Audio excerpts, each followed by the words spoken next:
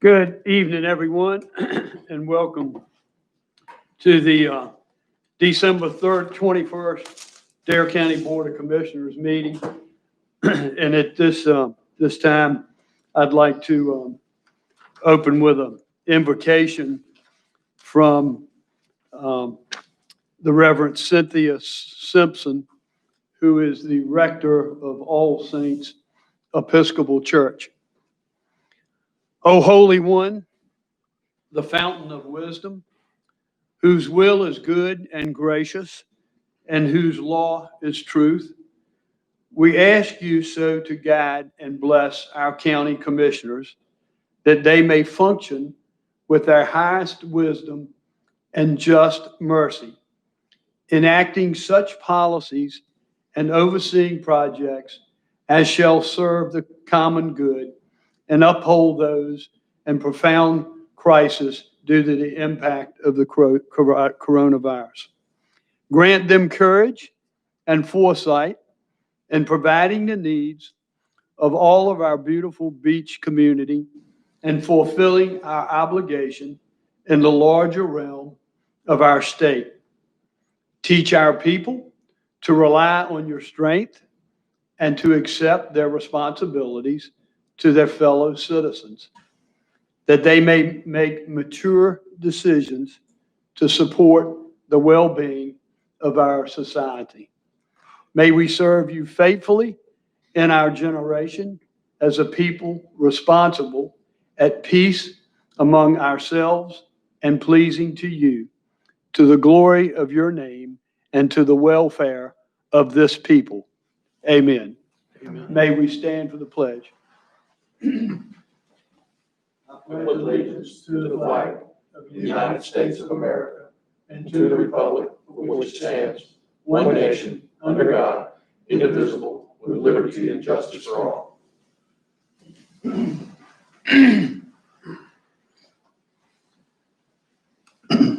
Please note that all commissioners are present except for Commissioner House. He has an excused absence. He's out of town at this time.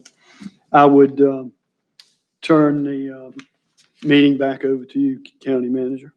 Thank you, Mr. Chairman. Item 1 on the agenda is the opening remarks from the chairman. Thank you, County Manager.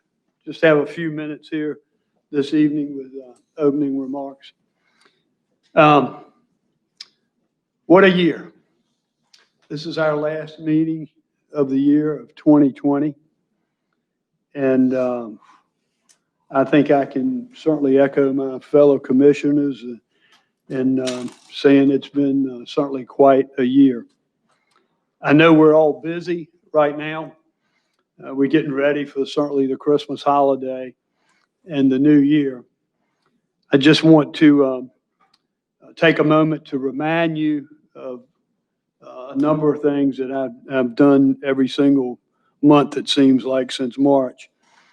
And just echo another very, very serious note that I want to continue to remind everyone out there to please limit your group exposure throughout the holidays. We've seen a huge increase in numbers in corona cases in the entire state and in the county due to the Thanksgiving holiday. Continue to maintain your social distancing, to continue to wear a mask, and certainly to wash your hands frequently. We all do these steps together. If we do it together, we will certainly help our entire community. You know, this time of year, it's always good to look back. As challenging as this past year has been due to the coronavirus, there are still things that I'm personally thankful for. First and foremost on my list is the appreciation for all of the people here in Dare County who have worked to keep us safe, to keep us well, and to keep us applied during the corona crisis. This includes our healthcare workers, our EMS department, our first responders, And it also includes those who are working hard to keep our supply chain filled and our lives as normal as possible here on the Outer Banks. Finally, I'm thankful for the many people throughout the entire community who have reached out to help their neighbors.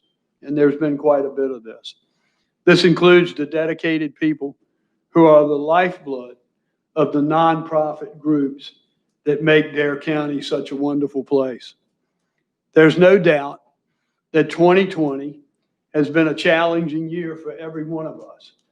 I don't know about you, and I'm sure the board feels the same way I do, is I look forward to closing this chapter and moving on to better days in the coming new year. Until then, my friends out there, my fellow commissioners, have a safe and Merry Christmas. Let us all pray together for a healthy, happy, and prosperous new year. Thank you. God bless you, and God bless the United States of America.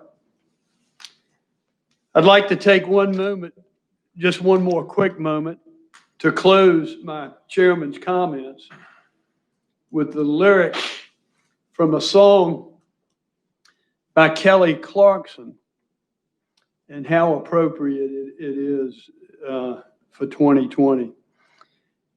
The lyrics to the song is "My Grown-Up Christmas List." It goes like this. Do you remember me? I sat upon your knee. I wrote to you with childhood fantasies.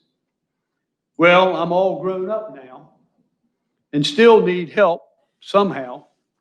I'm not a child, but my heart still can dream. So here's my lifelong wish, my grown-up Christmas list. Not for myself, but for a world in need.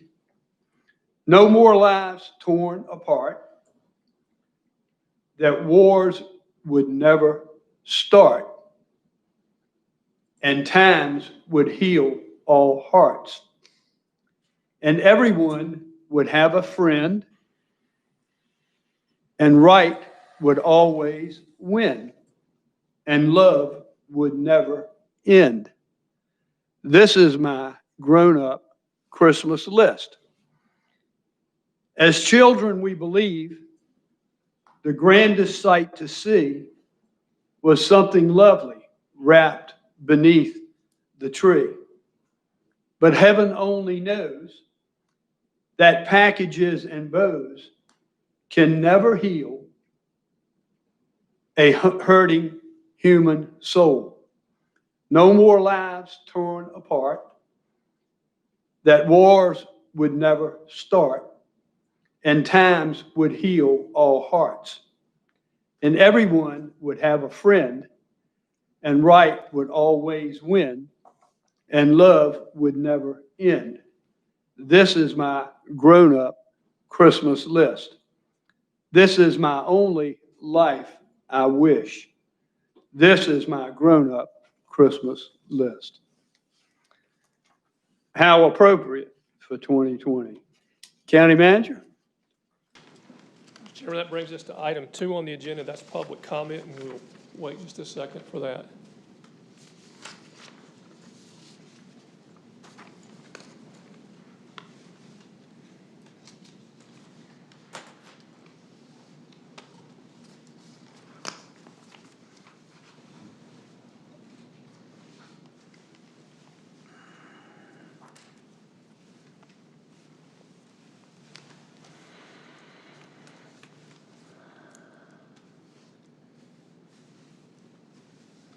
Ready? With that, Mr. Chairman, we'd move on to item 3 on the agenda.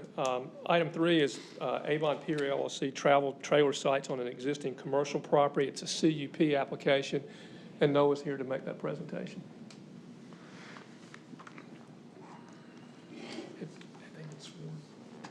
Good evening, Noah.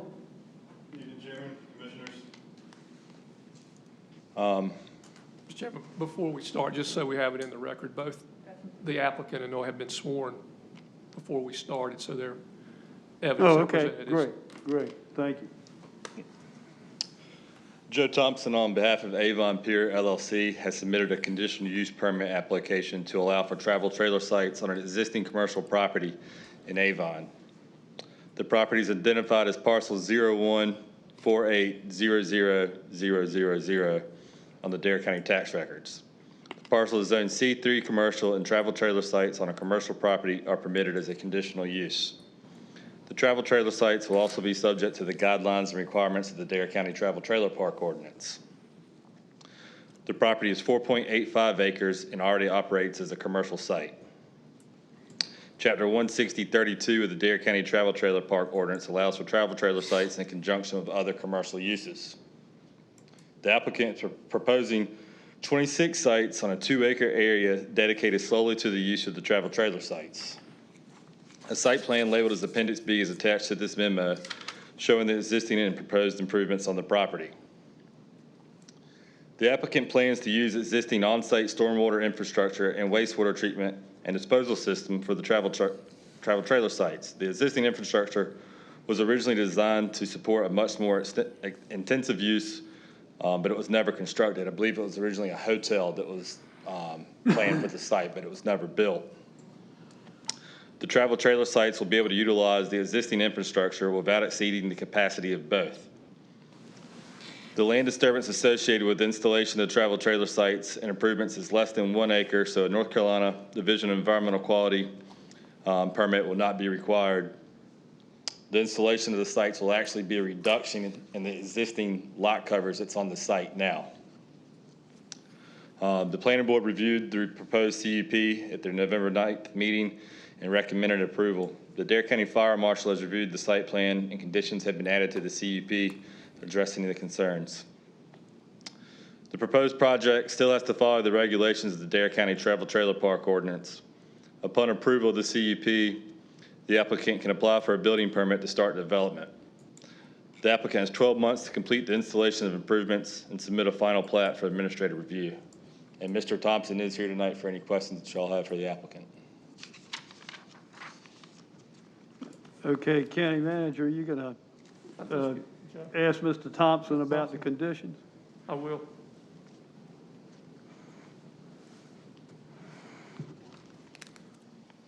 Come up to the podium. Joe, good to see you. Good to see you, Chairman. Good to see you, folks. Merry Christmas.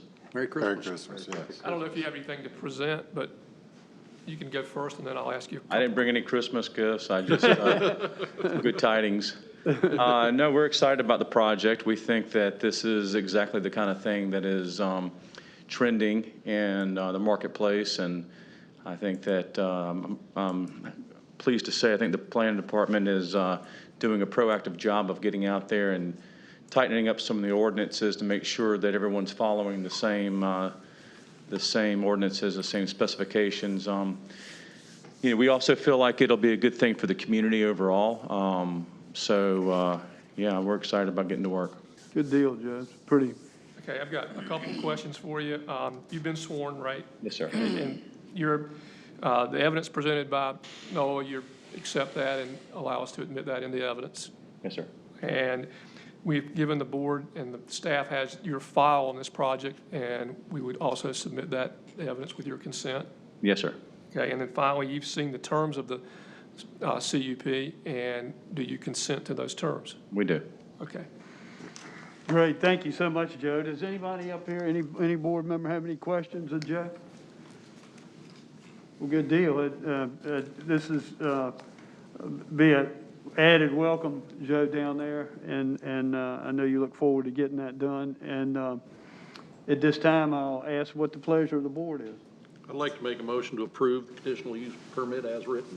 Okay, it's a motion on the floor by Commissioner Tobin to approve as presented. It's been seconded by Commissioner Bateman.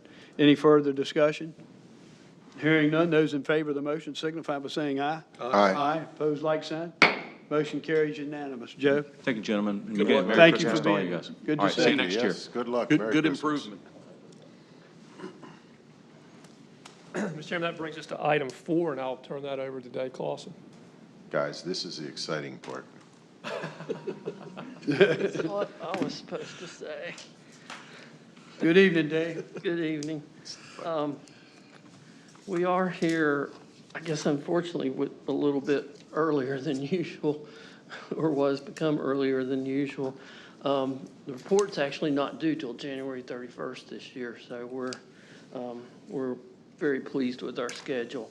Bob Taylor, partner with Potter and Company, is with us, and I'm going to let Bob go first to present the audit findings side of this year's or last year's report. So thank you, Dave. Can everybody hear me okay? Yes, sir. We can, Bob. How are you? I'm fine, thank you. I'm just so sorry not to be there in person. You know, I think we're all having to do some unusual things this year, and this is certainly one that's very unusual for me and very disappointing to me because I always enjoy being there and seeing you and have the opportunity to present this audit report in person with you. But hopefully, as you said in your opening comments, we'll have some better things to look forward to in 2021. Absolutely, Bob. We fully understand. So I'm not sure if I'm supposed to be videoed or not. This is the first time I've used this Blue Jean platform, so I've been spending about 45 minutes earlier trying to log in and test everything and had some video feeds on my side, but I just haven't been able to connect. So if I am supposed to be live and in somewhat video form, then I apologize for that. But hopefully, you know, my remarks through the audio will be good enough. And then I know Dave has the visuals for you. I'm assuming that all of you have a copy of the audited financial statements with you. And so I'll just go through a few brief comments, and then I know Dave will pick up from there. On page 21 of the document that you have, this is the beginning of the letter of transmittal. And this is just a good read. We do not have that We don't document, have, Dave. we don't have. Dave, jump in on him if you would. Do we have that document? He's talking about the financial statement. Yeah, he's talking about the We financial. have your presentation deck. And we sent them out with a PDF version this year, but it is on the website. It's on the website. Okay. We posted it on the website.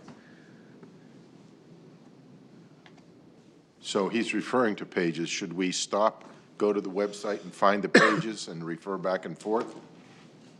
That would probably be the easiest thing to do. And if you go to our website and go to finance page, under departments,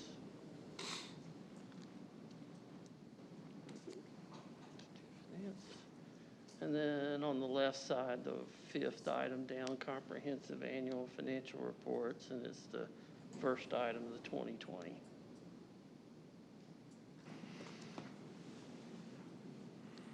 Okay, I'm on the home page. We're going to Board of Commissioners.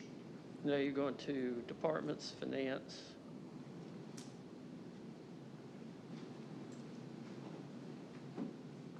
Bottom left, first column. Go to what?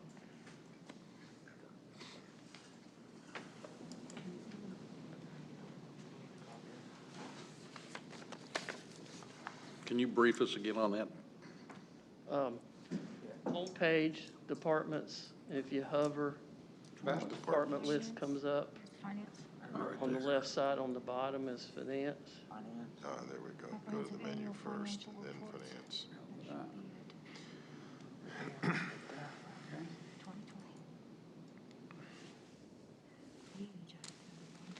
And then once you get to finance, it's on the left bar, the fifth item down. 220? Comprehensive annual. Yeah, I think so. I've got a paper copy in the commissioner's office, but. And then from Well, I there, it's didn't the bring it with me. 2020, the We'll just first go one. with this, because the other guys don't have the paper copy.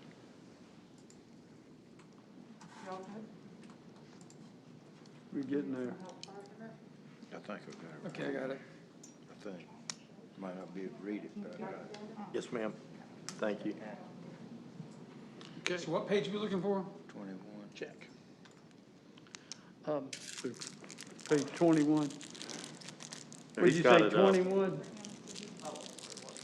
He said 21, which was at the numbered page at the bottom. not the PDF number.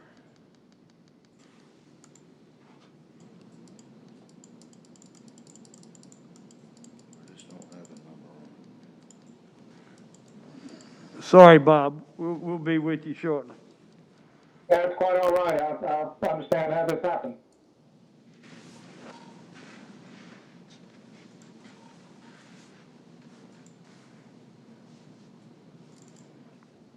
But Bob's, oh, this is DNA. it. Okay. They were looking for financial analysis. Thank you, Matt. Page Yep, 21. thank you. Yeah. And Bob, did you talk about the letter of transmittal, or are you looking for the MD&A? Letter of transmittal. Okay, that's actually, I'm that's sorry, the, I'm sorry, page not page- 2 is the That's correct. PDF page number 10, but at the bottom is page 2. Exactly right. I'm Page sorry, two? that's my fault. Yes.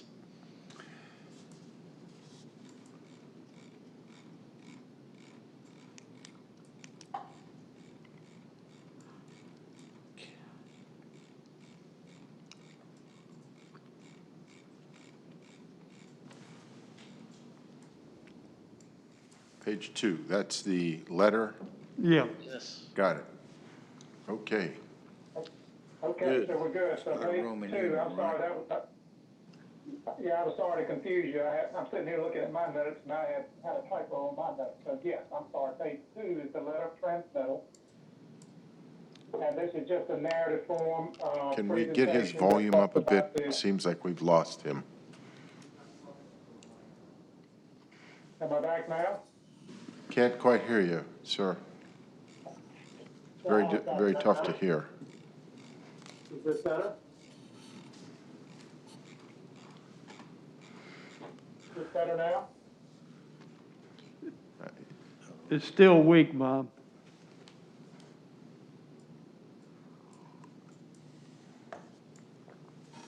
So are we good to go? Oh, there we go. That's getting better. Okay, so let's try again. Page 2, letter of transmittal.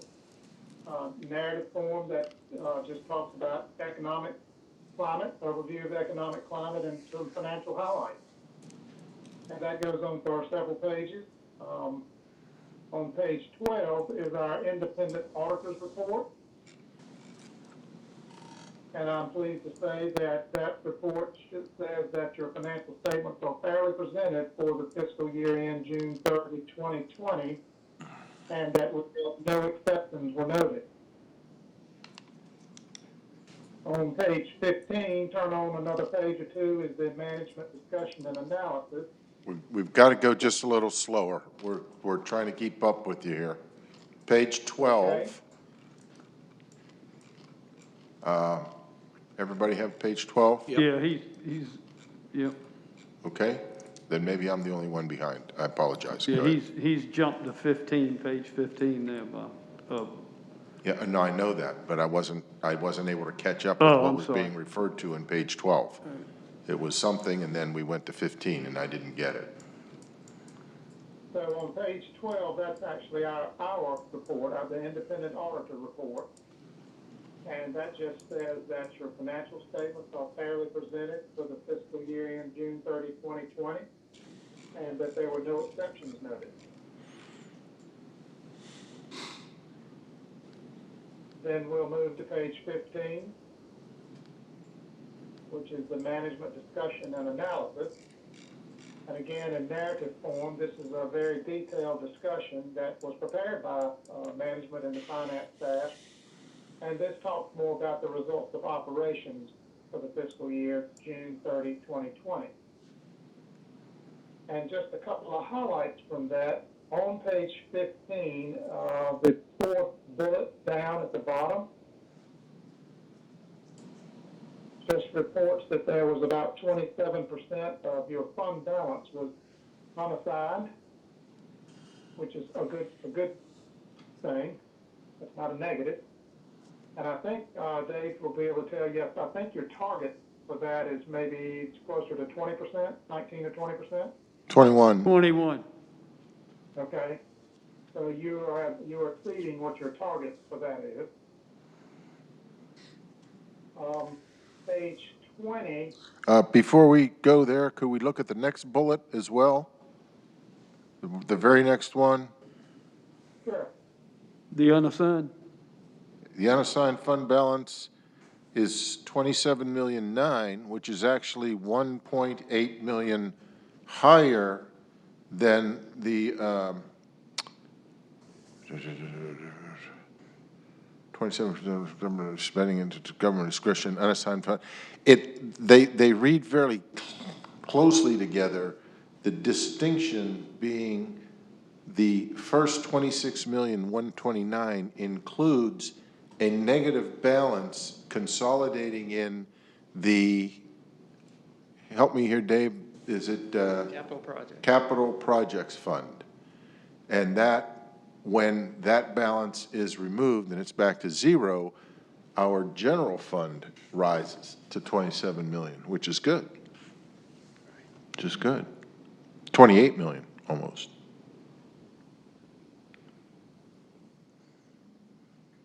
Okay, on page 20 and page 21, these are just really high-level summaries that are in comparative form of both your net position and your changes in net position for the 2 years showing 2020 and 2019.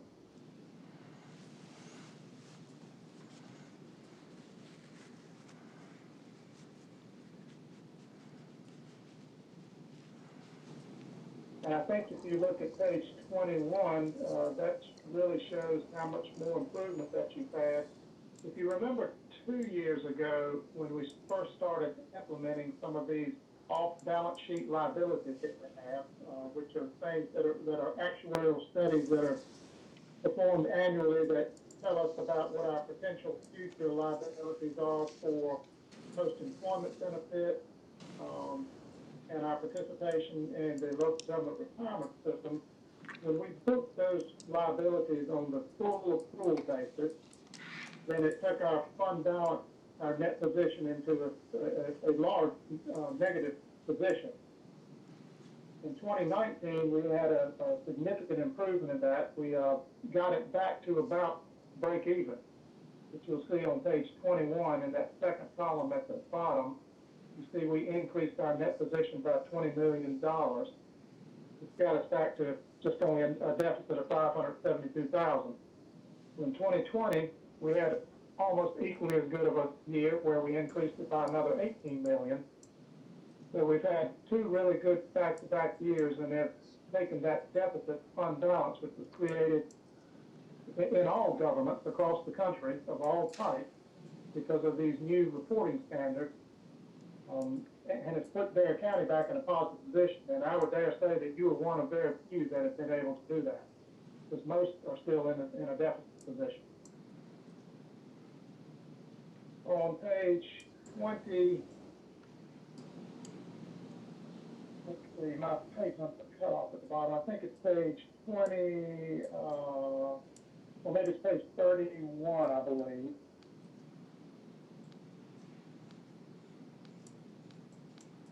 That's a combined statement for all governmental funds. 30.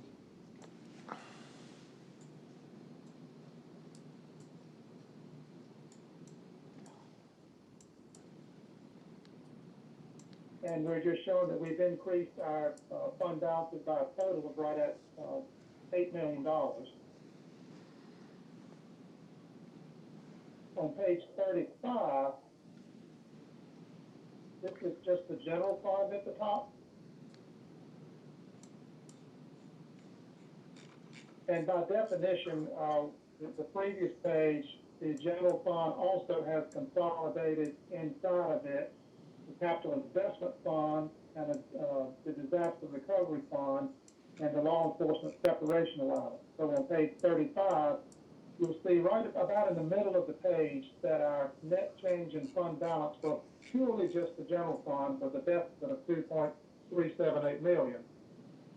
But just above that, you'll see that there was $14 million worth of transfers, which certainly contributed to that deficit and our change in fund balance. but most of those transfers were to these other three funds. A lot of them were to these other three funds that are consolidated inside of us. So it's almost like we're eliminating some intercompany transfers. And so when you consolidate all three of them together, we actually were in a positive position for the net of those four funds: the general fund, capital investment fund, the disaster recovery, and the law enforcement, by that 2.4 million.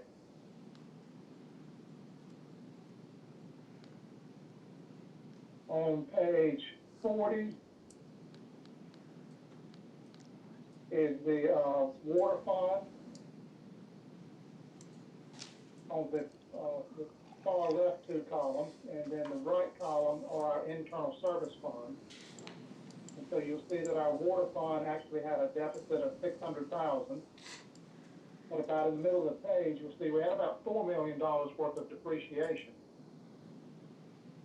So even though we are showing a deficit from a pure cash standpoint, the next page will show our statement of cash flows. We actually increased our cash in that proprietary fund by 1.4 million.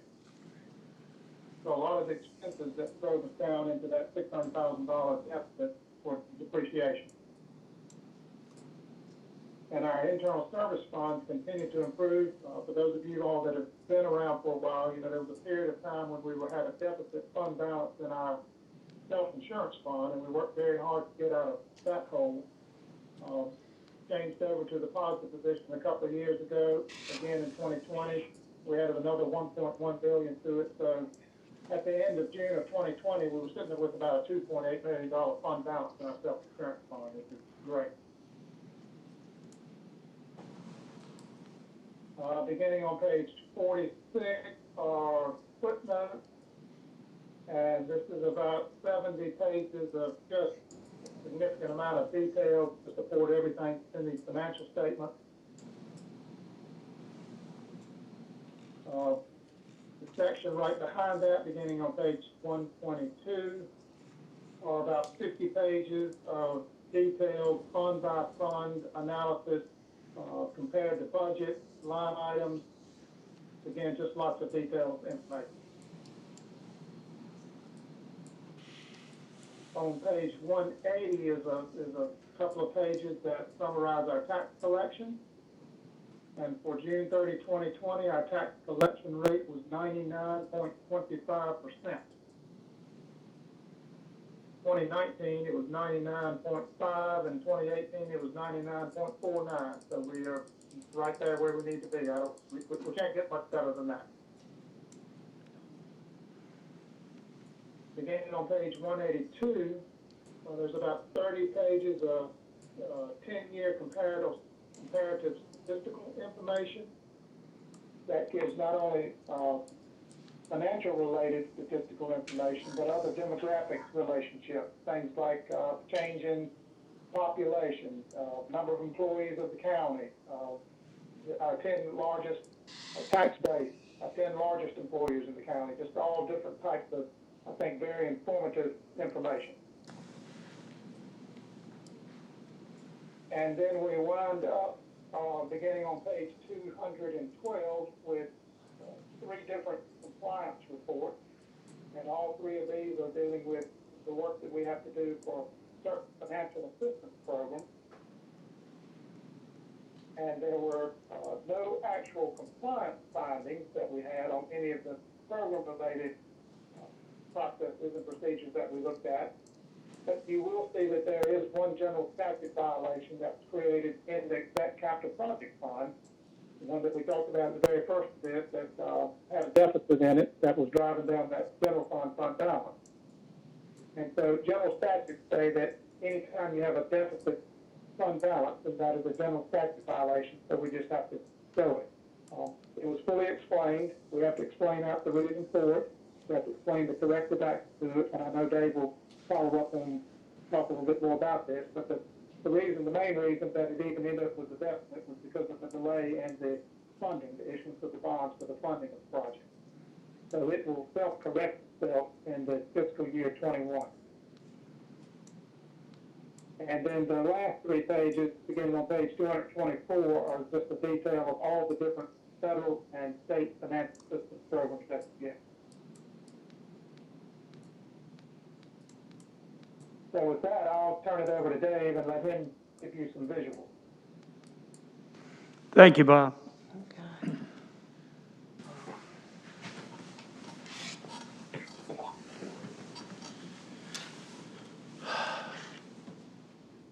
Okay, Matt, okay, all right. Where this is duplicate of what Bob has done, I'll make it very brief, but this will highlight a lot of things that he had said and hopefully explain a lot more. Everywhere throughout the year, I've put page numbers just solely for reference, if you ever want to look back at where these items are. As he said, we had used to be called an unqualified opinion, now it's unmodified, but it's what's known as a clean opinion. We had no management letter. Management letter are items that are recommendations that aren't worth putting in the report as a finding, but maybe other items that they found, and we didn't have any of those. As Bob just mentioned, what we call single audit opinions is they have to give an opinion on internal control for federal grants and an opinion for state grants. Those thresholds this year was any program that was over $750,000 had to be tested separately by the auditor, both federal and state. The one finding is what he said, capital projects fund, we had a negative fund balance. The statute says you have to budget that negative amount in the following year, which is what you've done, because we'll issue the bonds on January 21st and close on February 1st, and we'll be whole. It's just, we'd originally planned on COA being at the same, or closer to the same time as the Animal Shelter and Health and Human Services. And once it got delayed, we had a choice. Do we do it twice and have two? I'm a believer of having one set of cost of issuance and one, then every single year, one set of trustee fees and one set of arbitrage calculation fees, and it goes on and on. So I made a decision, we'll wait and we'll do it one time. And every year I say I'm going to jinx us because we had no findings and question costs related to grants, and we haven't had one since 1996. So we're still going on that. What got tested as major for federal was Medicaid, FEMA disaster, which was all Hurricane Dorian, and the CARES Act, which was the North Carolina COVID relief fund. Then on the state side, again, Medicaid, the state share of disaster relief, they pay 25% of the Hurricane Dorian cost. And the shallow draft navigation channel dredging is the state appropriation for the loan for the dredge. There were almost 7.7 million of federal awards that ran through the county, and almost 2 million of state. We were not on what I call the state auditors list this year, and I'm really saying this is, if you're on the list, your auditor has to do work for the state audit, and guess who has to pay for it? So every time we're on the state list, you're going to see audit fees that are like $500 to $7,500 more than they normally are. We got the certificate again from the GFOA for last year's report. That was our 29th consecutive time, and 29 out of 30 since I've been here. And then this is really for just reference. And I realized today I built this slide based on who writes the report rather than who reads it, because when we write it, we start at the top with the detail and funnel it down that triangle till those government-wide statements. There's 2 pages on 30 and 31 are the summarization of everything. And those 2 pages are the only 2 that are on a full accrual basis. As you go back down, everything converts back to budget basis. So if you're a reader, you do it the opposite way. And then there's sections that Bob mentioned, transmittal letter, which is a requirement of the certificate, the management discussion and analysis, and the footnotes are required by the audit. The RSI is required for pensions, and OPEB, which is other post-employment benefits, which is retiree health benefits.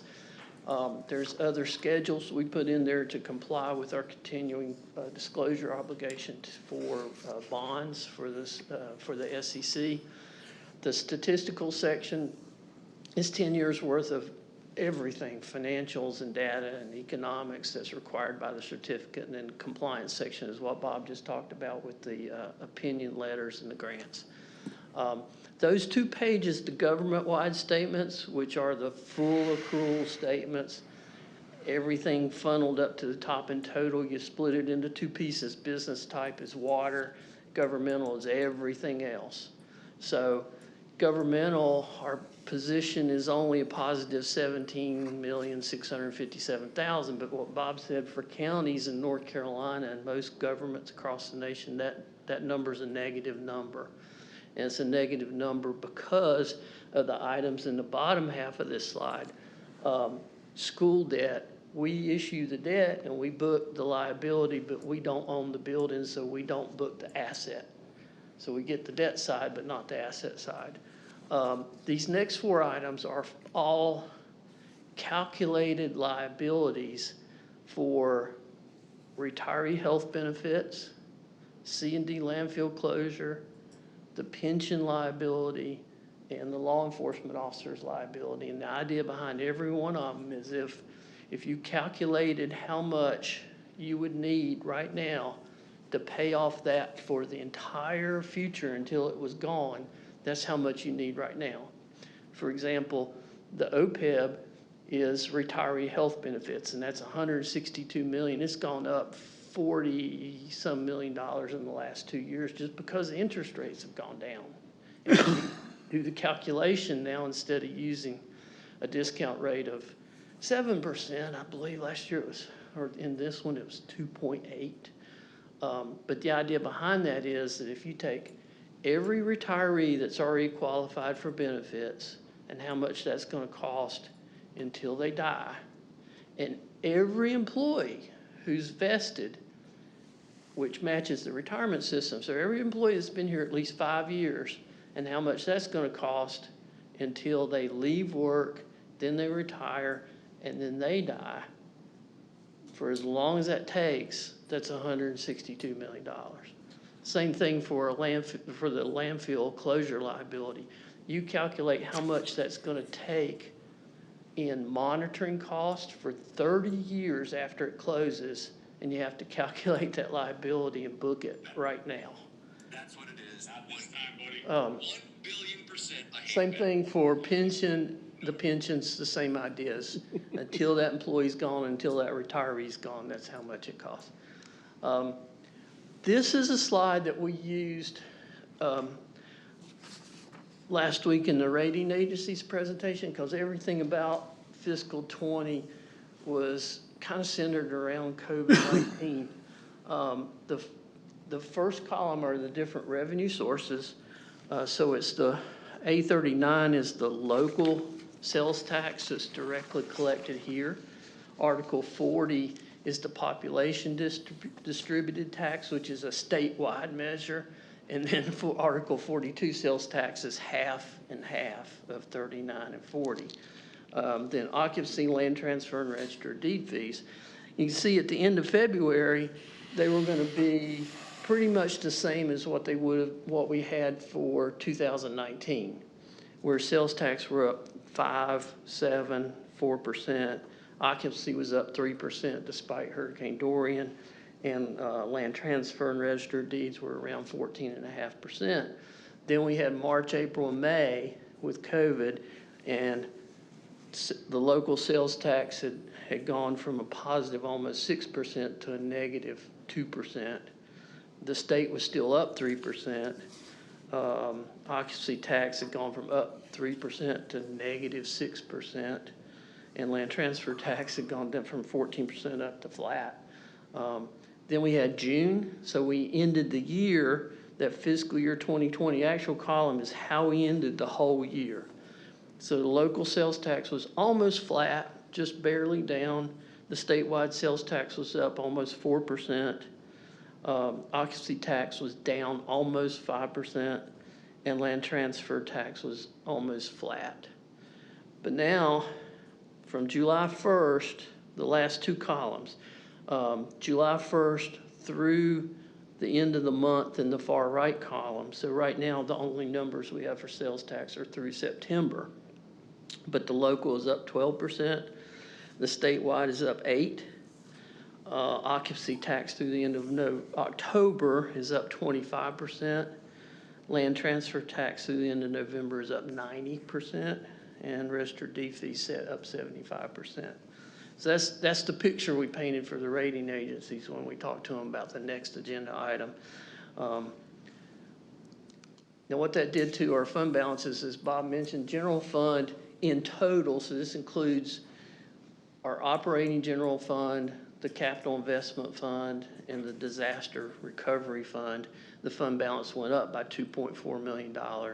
The inlet maintenance fund went up because we got the last $10 million from the state for the dredge loan. So that fund balance is going to sit there until that loan's gone away. And then really good news again, the insurance fund went up, had a positive year, about $1.1 million.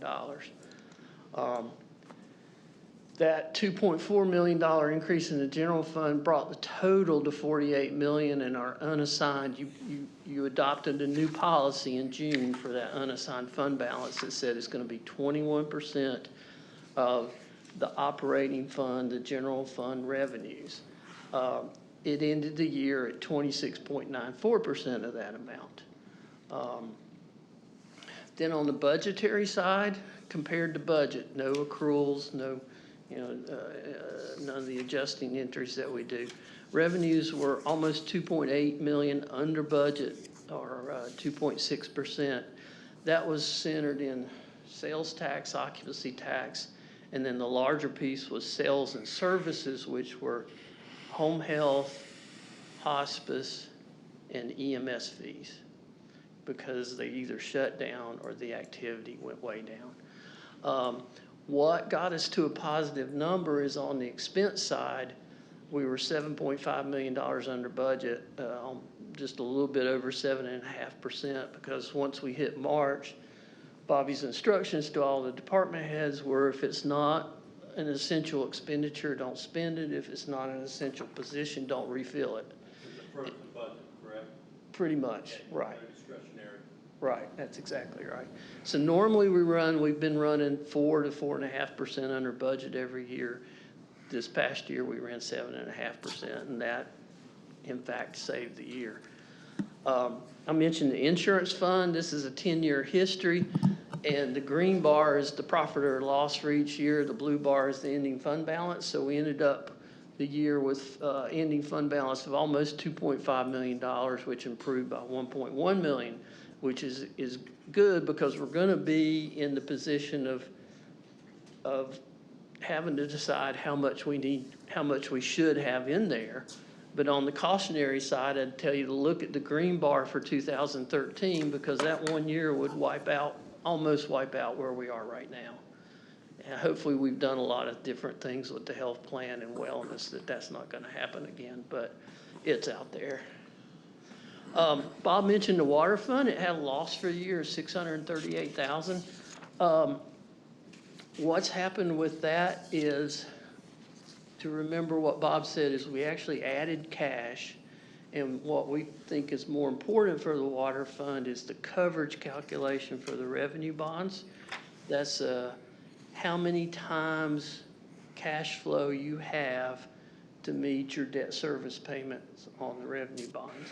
We're required to have 1.2 times. Our covenants say if we hit 1.5, we'll hire a rate analyst to look at our water rates and redo them. We were projected to have 2.36 times. We ended up at 2.01, which is still a good coverage number. And that makes sense because March 1st through June 30th, water usage was down just over 3%. They keep track of it for Bobby and I weekly. If you look at March 1st through the end of November, we're to the positive now. And that net income number is getting hit by, again, the same things that I mentioned before, like retiree health expense and the pension expense, which both hit us this last 2 years a lot.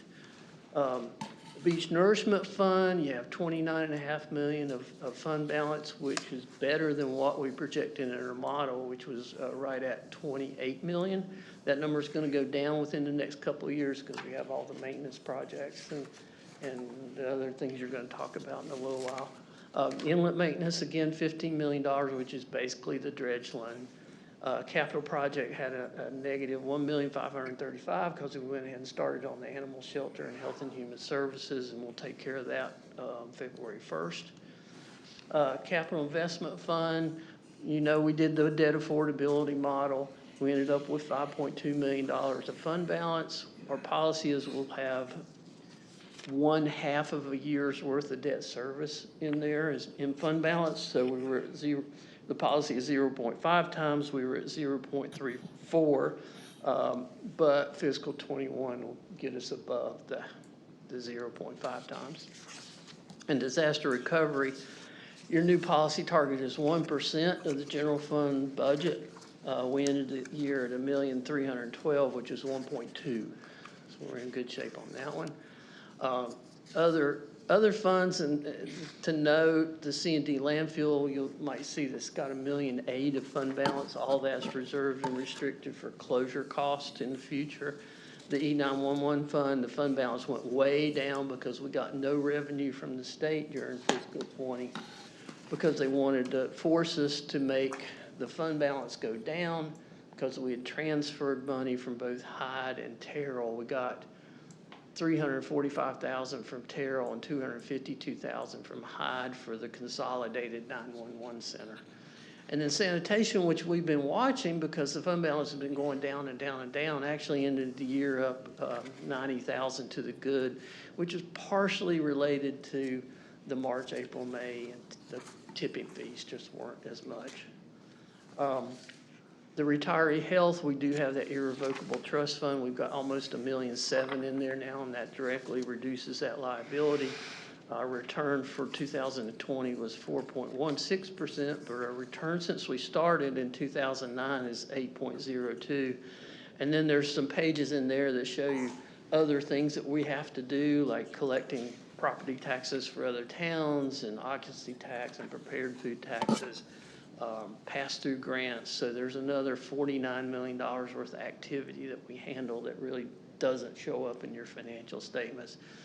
Bob mentioned the statistical section. If you ever want to look something up, there's 10 years worth of history on all of these items. My favorite ones in green is the demographic and economic page. And just a few things out of there. Rating agencies really like this chart because it's general fund debt service as a percentage of your total. And whatever that percentage is, you think of it as a piece, that's a part of your budget that you really can't do anything about. So if things get really bad, how much of your budget can you kind of not touch? And after issuing a lot of school debt in the 2000s and after the 2008, 9, 10 recession, which that kick from 18% up to almost 20% was really a result of our budget going down. But now it's gone down every year so that we're at 14% last year. Rating agencies think 16% is excellent. And Commissioner Ross asked during the audit committee meeting on Friday, and I looked it up with the issuance of the new bonds, will be at 15.5, the same as 2019.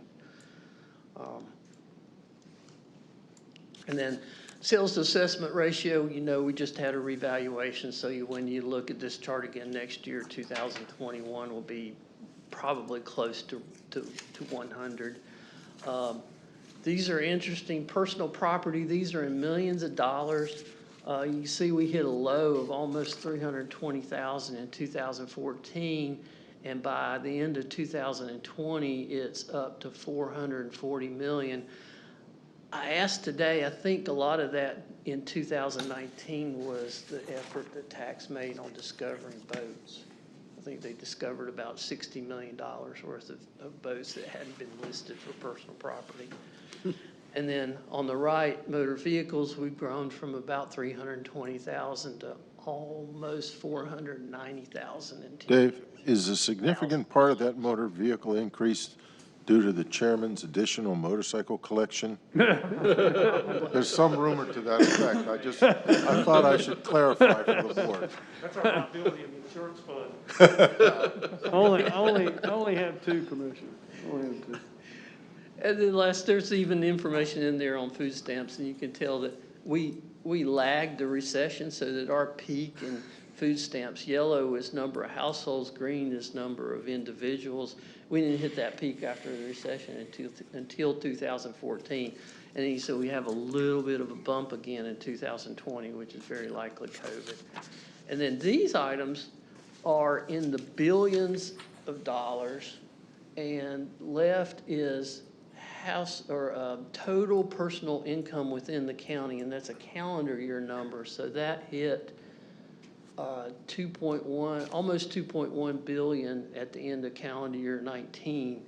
And then taxable retail sales is a fiscal year number, and that was just over 155 or 1.55 billion in 20, and it took a little hit because of COVID. That's, again, I don't want to sidetrack us, but that taxable retail sales graph, look at the slope of that line from 11 to 2019. That's amazing. I mean, we're all sitting here calmly looking at it, but that added, gosh, $500 million to our taxable economic engine in Dare County. I mean, that's phenomenal, guys. That's pretty rare. It really is. I think 2021 is going to be better. I know. It's kind of waiting for that. And so, What's that first quarter indicative of for Commissioner Tobin just said he believes 2021 could exceed, well, will exceed 2020 and possibly even 2019. it likely will. I think the challenge for you coming up with budget is going to be building 22 off of pre-COVID normal months. Well, I should say the challenge for us, because I'm going through it right now. Like I just started today looking at whether or not we can put capital back and whether or not we can finance vehicles that we didn't do in the budget when you adopted it in June. And 21's easy, 22's the hard one. If you treat COVID like a recession, it typically takes us a year longer than everybody else to come out of a recession. We usually get into it a little bit later and come out of it a little bit later. We all got into it at the same time this time. If you treat COVID as a recession, then us coming out in 21, 22, in the future years, we're struggling with sort of how to predict that. Nobody knows what's going to happen to our economy. Given what's going on right now, we would hope that it would keep it on here in Dare County, but we can't know that. So in budget time, we'll struggle with that. We'll figure that out. David will talk with some of the financial people out there, and we'll have some thoughts for you as we go forward. The only other thing I'd want to add is that's a really good financial statement, as you just saw, and we're really proud of it. And Dave and his team have worked extremely hard, as have our department heads. We've been having department head meetings every month until COVID, and we had them every week, and now we're having them every 2 weeks. And there's not a meeting that we've had since I've been here that we haven't talked about budget, hadn't talked about managing budgets, hadn't talked about making sure you don't just spend money because you have it, but spend it because we need it, and those kinds of things. And the results of that show. I mean, you can see what our expenditures did. I can tell you that our services haven't missed a beat. And so they've done an excellent job managing their budgets through all this. Granted, the demand in a lot of things were down and didn't require some of those expenditures, but even so, our department heads have done an extremely good job being frugal and careful with the taxpayers' money, and they continue to do that. So a good job by them and a good job by Dave and his staff. Absolutely. Yeah. Good deal. All right, so that's a report only. We can spend a couple hours going through details if you want. Rob would like that. I'm just trying to calm down from the last 30 minutes of excitement, guys. No, it's echoing what Bobby just said. Again, I've spent some time with Dave and on the audit committee, Commissioner Bateman and I, and we offered at that time our congratulations and appreciation on an outstanding audit. We understand the one finding was a timing issue with the timing for issuing the bonds, and unmodified, is that what they are now, unmodified? We used to call them unqualified. Yep. Opinions are not easy to get, and we should What's be the very difference proud. between unqualified and unmodified? Nothing. Nothing. One word. One word. They just decided to change it. But it's not easy. They don't just happen. They don't fall off the unmodified opinion tree. And Dave and the staff and Ernie and Sally and everybody should indeed feel a great deal of satisfaction on a job well done for another year. And again, what is it, 29 consecutive years certificate of achievement? Yes, sir. That doesn't just happen by accident either, so well done there. Thank you very much. And Absolutely. Thank Is Bob, are you still with us? Is Bob Taylor still with us? Yes, I am. Bob, thank you so much. Miss seeing you in your bow ties, but I understand. Hope you and your family have a very Merry Christmas and Happy New Year. But thank you for all you do for us, Bob. We appreciate it. Well, Mr. Chairman, you're very welcome, and I'd like to offer our congratulations as the independent audit firm again to Dare County for such a successful financial year in light of all the restrictions and all the things we've been dealing with for COVID. And, yep, I just look forward to seeing you all in person maybe 12 months from now. Thank you so much. All right. All right. Well, now the next item, which is the really exciting one, which is bond documents. And, sorry. What this is the last resolution. This is your approving resolution for the debt that's scheduled to be sold on January 21st. It's on the January 5th Local Government Commission agenda. They sent me an email today that they'd formally accepted the application and put it on their agenda. And as you know, it's for the College at Albemarle project, the Health and Human Services project, the animal shelter, Manio High School roof replacement, purchases of property at Manio and Buxton, and EMS equipment. I, over the last 2 or 3 weeks, have sent you electronic copies of all the documents. The preliminary offering statement, we're hoping to have a third draft out by the end of next week. We had a document review session with the Local Government Commission last week.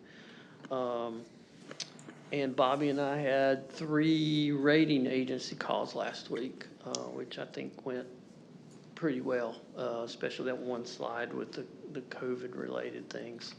God, I hope they went well. We're representing a gold standard financial performance. We will find out approximately between January the 6th and January the 11th. They're due by the 11th. What, I know we're going to go at a very high premium. They wanted a coupon around 4 or 5, right? That's what we're off? Well, the coupon, right. At 4 or that's right. 5, but we'll be discounting, or premium rather, up to The what, last half one or was 2? 207 was their 207? last run for over 20 years. Borrowing money as a county at 2%, guys. It's amazing. Little Yep. It's amazing. So this final resolution, what it does is it says that you've previously determined to finance the projects, that it's in the best interest in the county to enter into an installment financing contract and the deed of trust, and we're going to pledge the Health and Human Services buildings project and site. And that site is just those 2 buildings in the parking lot. We've done a survey, so it does not include the parking for the dialysis building and the EMS, because they are the same parcel, but we're just doing part of that parcel. That we'll execute a contract to purchase and a letter of representations for Piper Sandler, who is the underwriter. That you've had copies of the contract, the deed of trust, the indenture of trust, and the purchase contract and the letter of representations, which is Exhibit A to the purchase contract. The preliminary official statement's been presented, and you think it's appropriate that you held a public hearing on December the 7th, and that the county's filed an application with the local government commission for approval of the bonds. And what your resolution is doing, that all actions of the clerk, the manager, and the finance director and their designees are approved, ratified, and authorized, that you're approving the form, terms, and content of the preliminary offering statement and the final offering statement, which the final offering statement just adds in what the bond's sold at. And that the underwriter may use both of those documents. And then for the contract, the deed of trust, and the purchase contract, you're approving each of those, and that you're authorizing, or that the manager, the finance director, and the clerk, and their designees, in case we're not around on the day of closing, are authorized and directed to execute and deliver the contract, the deed of trust, and the purchase contract, and do whatever we need to do to comply with what's in those documents. And that each of the authorized officers are designated as county representatives to act on behalf of the county, and that we are authorized to obtain an opinion from the county attorney and other attorneys, which will be bond counsel and underwriters counsel. That the authorized officers are authorized to display all the information for the preliminary official statement, and we can do any and all acts and to execute other documents that we deem necessary and appropriate to complete the transaction. The Public Facilities Corporation met at 4 o'clock today and did the corporate resolution, and that's required by the general statute. You got to have a counterparty to actually, technically we're leasing the facilities from the corporate entity in exchange for the debt service payments, but that's just the way the statute was originally written. And the board is requested to adopt the approving resolution, and I also included an amendment to the capital project ordinance, which establishes the budget for the cost of issuance. The underwriter is charging a management fee of $1 per bond and what they call a takedown fee, which is a sale fee of $5 per bond, which is $6 is the standard now for everything. When I started, it was 14, but things have just gotten much more efficient. So with that, that's our requested action. Okay, so we need a motion to adopt the resolution and the amendments to the capital project ordinance as presented, right? Yes, sir. So moved. Second. Okay, there's a motion on the floor by Commissioner Ross. I believe it's been seconded by Commissioner Tobin. Okay. Any further discussion? Hearing none, those in favor signify by saying aye. Aye. Opposed, like sign. Motion carries unanimous. Thank you so much, Dave. Good work, Thank Dave. you. Thank you. County Manager? Chairman, that brings us to item 6 on the agenda. This is a review of the 21-22 grant application from the Economic Improvement Council. Dr. Mason cannot and will not be here tonight because of the COVID. You got a fairly extensive report from him on his grant application. There is no slideshow or anything. I'm going to just give you a real quick overview. But the Economic Improvement Council is a group that was established many years ago to start trying to break down the barriers to poverty. And they do their work with regard to employment. They do employment training, case management to help people who are low-income individuals and families with jobs and job training. They work with them in housing. They do Section 8 housing and maybe even some other housing as well. And they work with them on education, both at all levels. What probably you're most familiar with is Head Start. They do Head Start program. We have one here as an example, and most communities do. This is a regional grant. It's a grant that is for all of Northeast North Carolina. It helps, again, the low-income individuals and families secure and retain meaningful employment, adequate education, adequate housing, and then it refers them or provides them other community services as well. There's no action that you have to take. That is a the documents that you receive are simply to make you aware of what they're doing and how they're doing it. And, if you have questions, then let me know and I'll try to get you answers. I don't know the answers to your questions probably tonight, but I can certainly get them for you if you have questions about what they're doing or how they're doing it.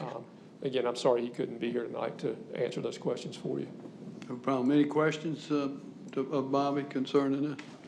I'm just going to follow up with you. I just had a couple of, they referred to, it's a rather lengthy presentation, obviously. It's I didn't count the pages, but there's a lot. The ROMA acronym for Results Oriented Management Accountability. Obviously, as I said to you guys earlier in an email, we are all in favor of eliminating poverty, improving education and job opportunities. I mean, that's a foregone conclusion that we would all say yes. I'm just going to ask, and I'll do this separately, regarding the past 5 or 10 years of the ROMA results, that self-assessment metric, how are we doing? Because I saw a food stamp chart when David was going through his presentation that went up post the 2009 recession, came back down, but has been almost relatively flat, both in terms of individuals and households. And I don't know, maybe food stamps would be a good metric. How are we doing? Are we really making inroads, or are we sort of just, and I'm not being critical, I'm just trying to say, are we, the best we can do is tread water and just maybe hold our own? I would be curious to know. So Again, I don't know the answer. We have to get no, Dr. I'm not asking Mason. you now. No. And, as we get past COVID and we can have people to come in person and explain these things and give you the opportunity to ask questions, maybe we'll get him back in here to see, again, this grant's for all of Northeast North Carolina, and obviously we're more fortunate than some of the other counties around us, and so, this is what they do. How successful they've been in those counties, I couldn't answer. Yeah, that's the same 10-county region, Region R, that our Albemarle Commission services. Yes, right. Okay. Anyone else? All right, that brings us to item 7, and this is a home health and hospice update. I've talked to many or maybe all of you about our home health and hospice program. For many years, we've had a very successful program there, and it provides a much-needed service in Dare County. At its inception, it was the only service, and again, it was much needed and has been very successful. Currently, we're in a bit of a struggle there. We've had a very difficult time keeping and retaining nurses. It's a very difficult job. The hours aren't normal hours, and for various reasons, our ability to keep and maintain nurses in our home health and hospice program has diminished. And as a result, 2 things have happened. One is we've had to limit how many people we can take in because we don't have enough nurses to serve all of the demand that's out there. And the other thing that's happened is that because we can't do it, our revenues in that have gone down, and our costs have kind of remained flat other than the salary costs. And so we're starting to look at some numbers that don't line up very well in terms of your revenues versus your cost to provide the service. And we've been working for several months on this, but even longer, maybe more than a year, on home health and hospice in general, Sheila and I, trying to figure out what's going on, figure out how to solve the problem. There are a number of ways we could come at this. One of the ways is, do we change salaries? Do we subsidize further? Do we do money things? Do we let the market take care of it? We don't know the answer to that. No decisions have been made. You all will have to make that decision at some point, and we'll come back to you with that. But one of the options that's out there is allowing the free market to come in, and that means letting someone come in and take over and run our program.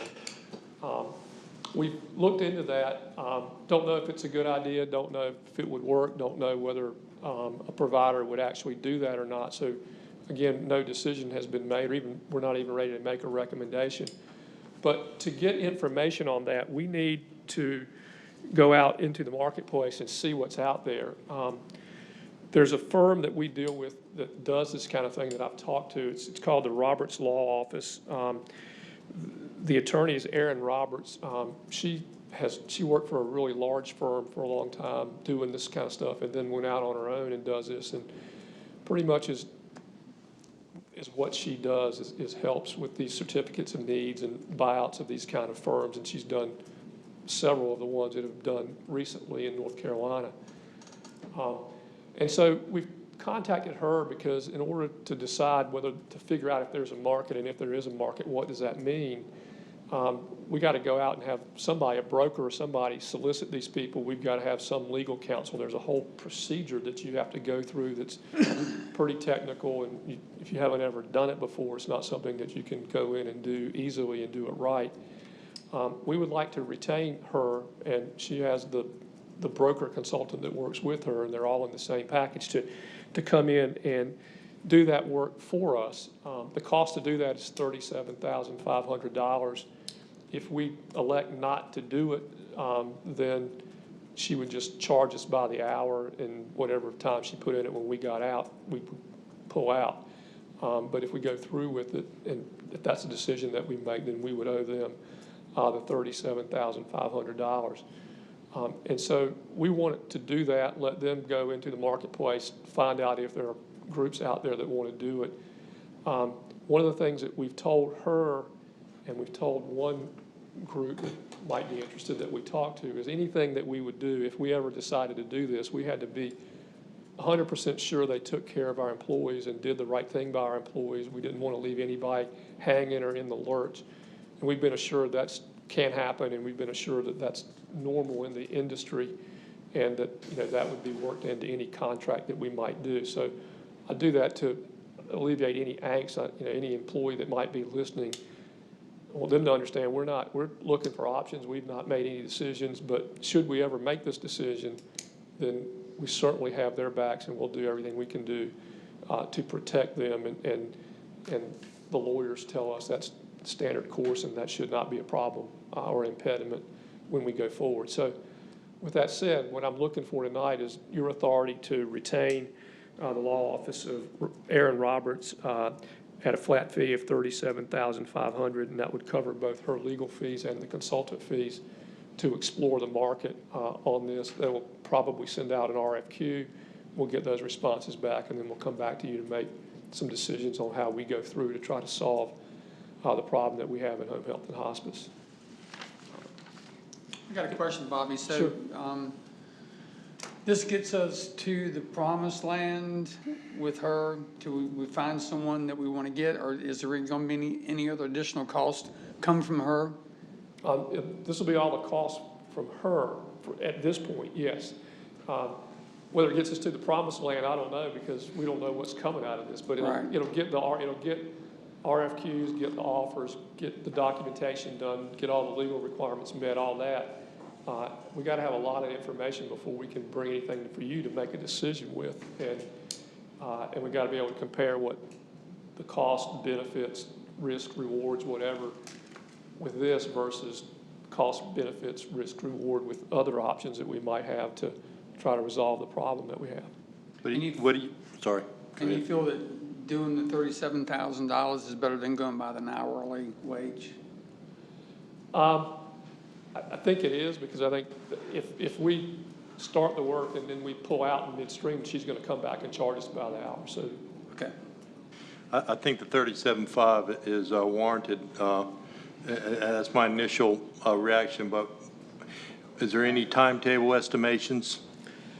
I don't know the answer to that. We've urged them to do it as quickly as they can do it. There are some, you have to do RFQs to sell a certificate of need. You've got to send out an RFQ. There's some time limits in the statute for that. And so we've got to follow this thing. So I don't think it's going to be 30 days or that short, but I think we're going to do it in this quarter. We hope. We'd like to go ahead and get some certainty here so that when we go into budget season, we'll know what we're doing.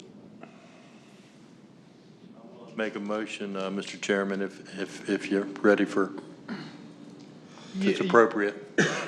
I'm fine with that. I just want to see if there's any other questions from any, Chairman, Commissioner Ross had a question. Yeah, thank you.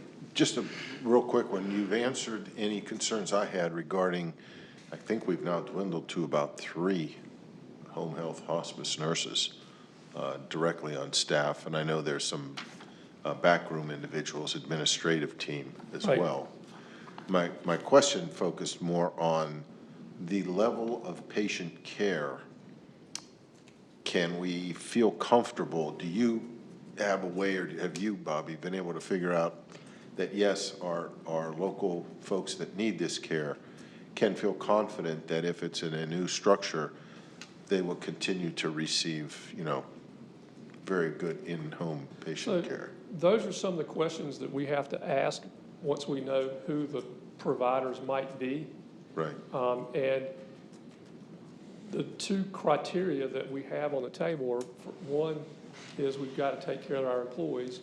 Yes. And 2 is we have to maintain the level of service for our citizens. And so we have talked to one provider just because they called us, we didn't call them, and they understood that. They talked about service areas, and, we said, you can't cherry pick and do the beach where all the people are. You got to do Hatteras and Stumpy Point too. Right. And so Right. we've got to get service everywhere. And they said they understood that, and that when you did a certificate of need, that would be included. Similarly with their employees, they understood that. That's the first one they bought, and they said that. So again, we've asked a lot of questions, but we haven't made any decisions. And so those Right. kind of things, and making sure we're satisfied with that versus whatever other solutions we have to these problems are going to be the determining things that you all are going to have to work through with us to decide all that down the road.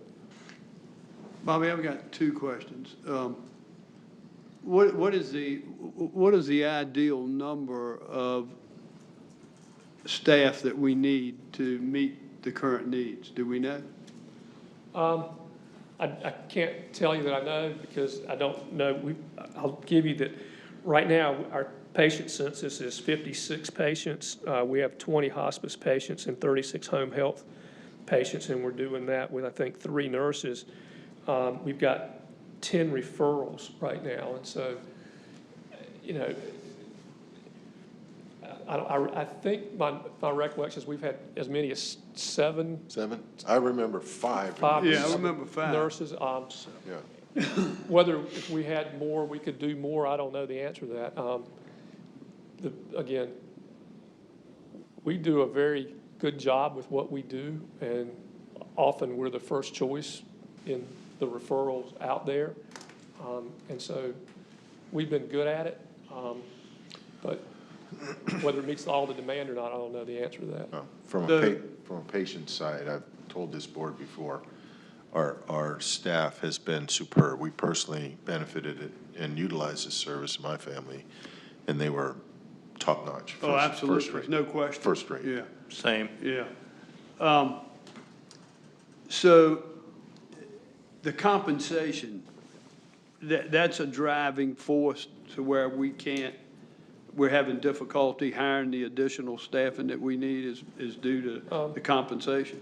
Our exit interviews, the first thing they say is working hours, is the time that it takes them to do what they've got to do. Again, when you only have 3 or 4 or 5 people working and it's 24/7, then that means they got to work a lot of weekends, they got to work a lot of nights. You don't have enough people to spread out the times that people don't want to work. And that makes it difficult to get a nurse to come in and want to work because they're going to have to work, I don't know, every other weekend. They don't really want to work at night every other weekend or something. And so scheduling is probably the biggest concern that is expressed to SHIELD on the exit interviews. Everybody would like to get more money. I don't know, could you buy your way out of this? You could in the short run if you made the salary high enough.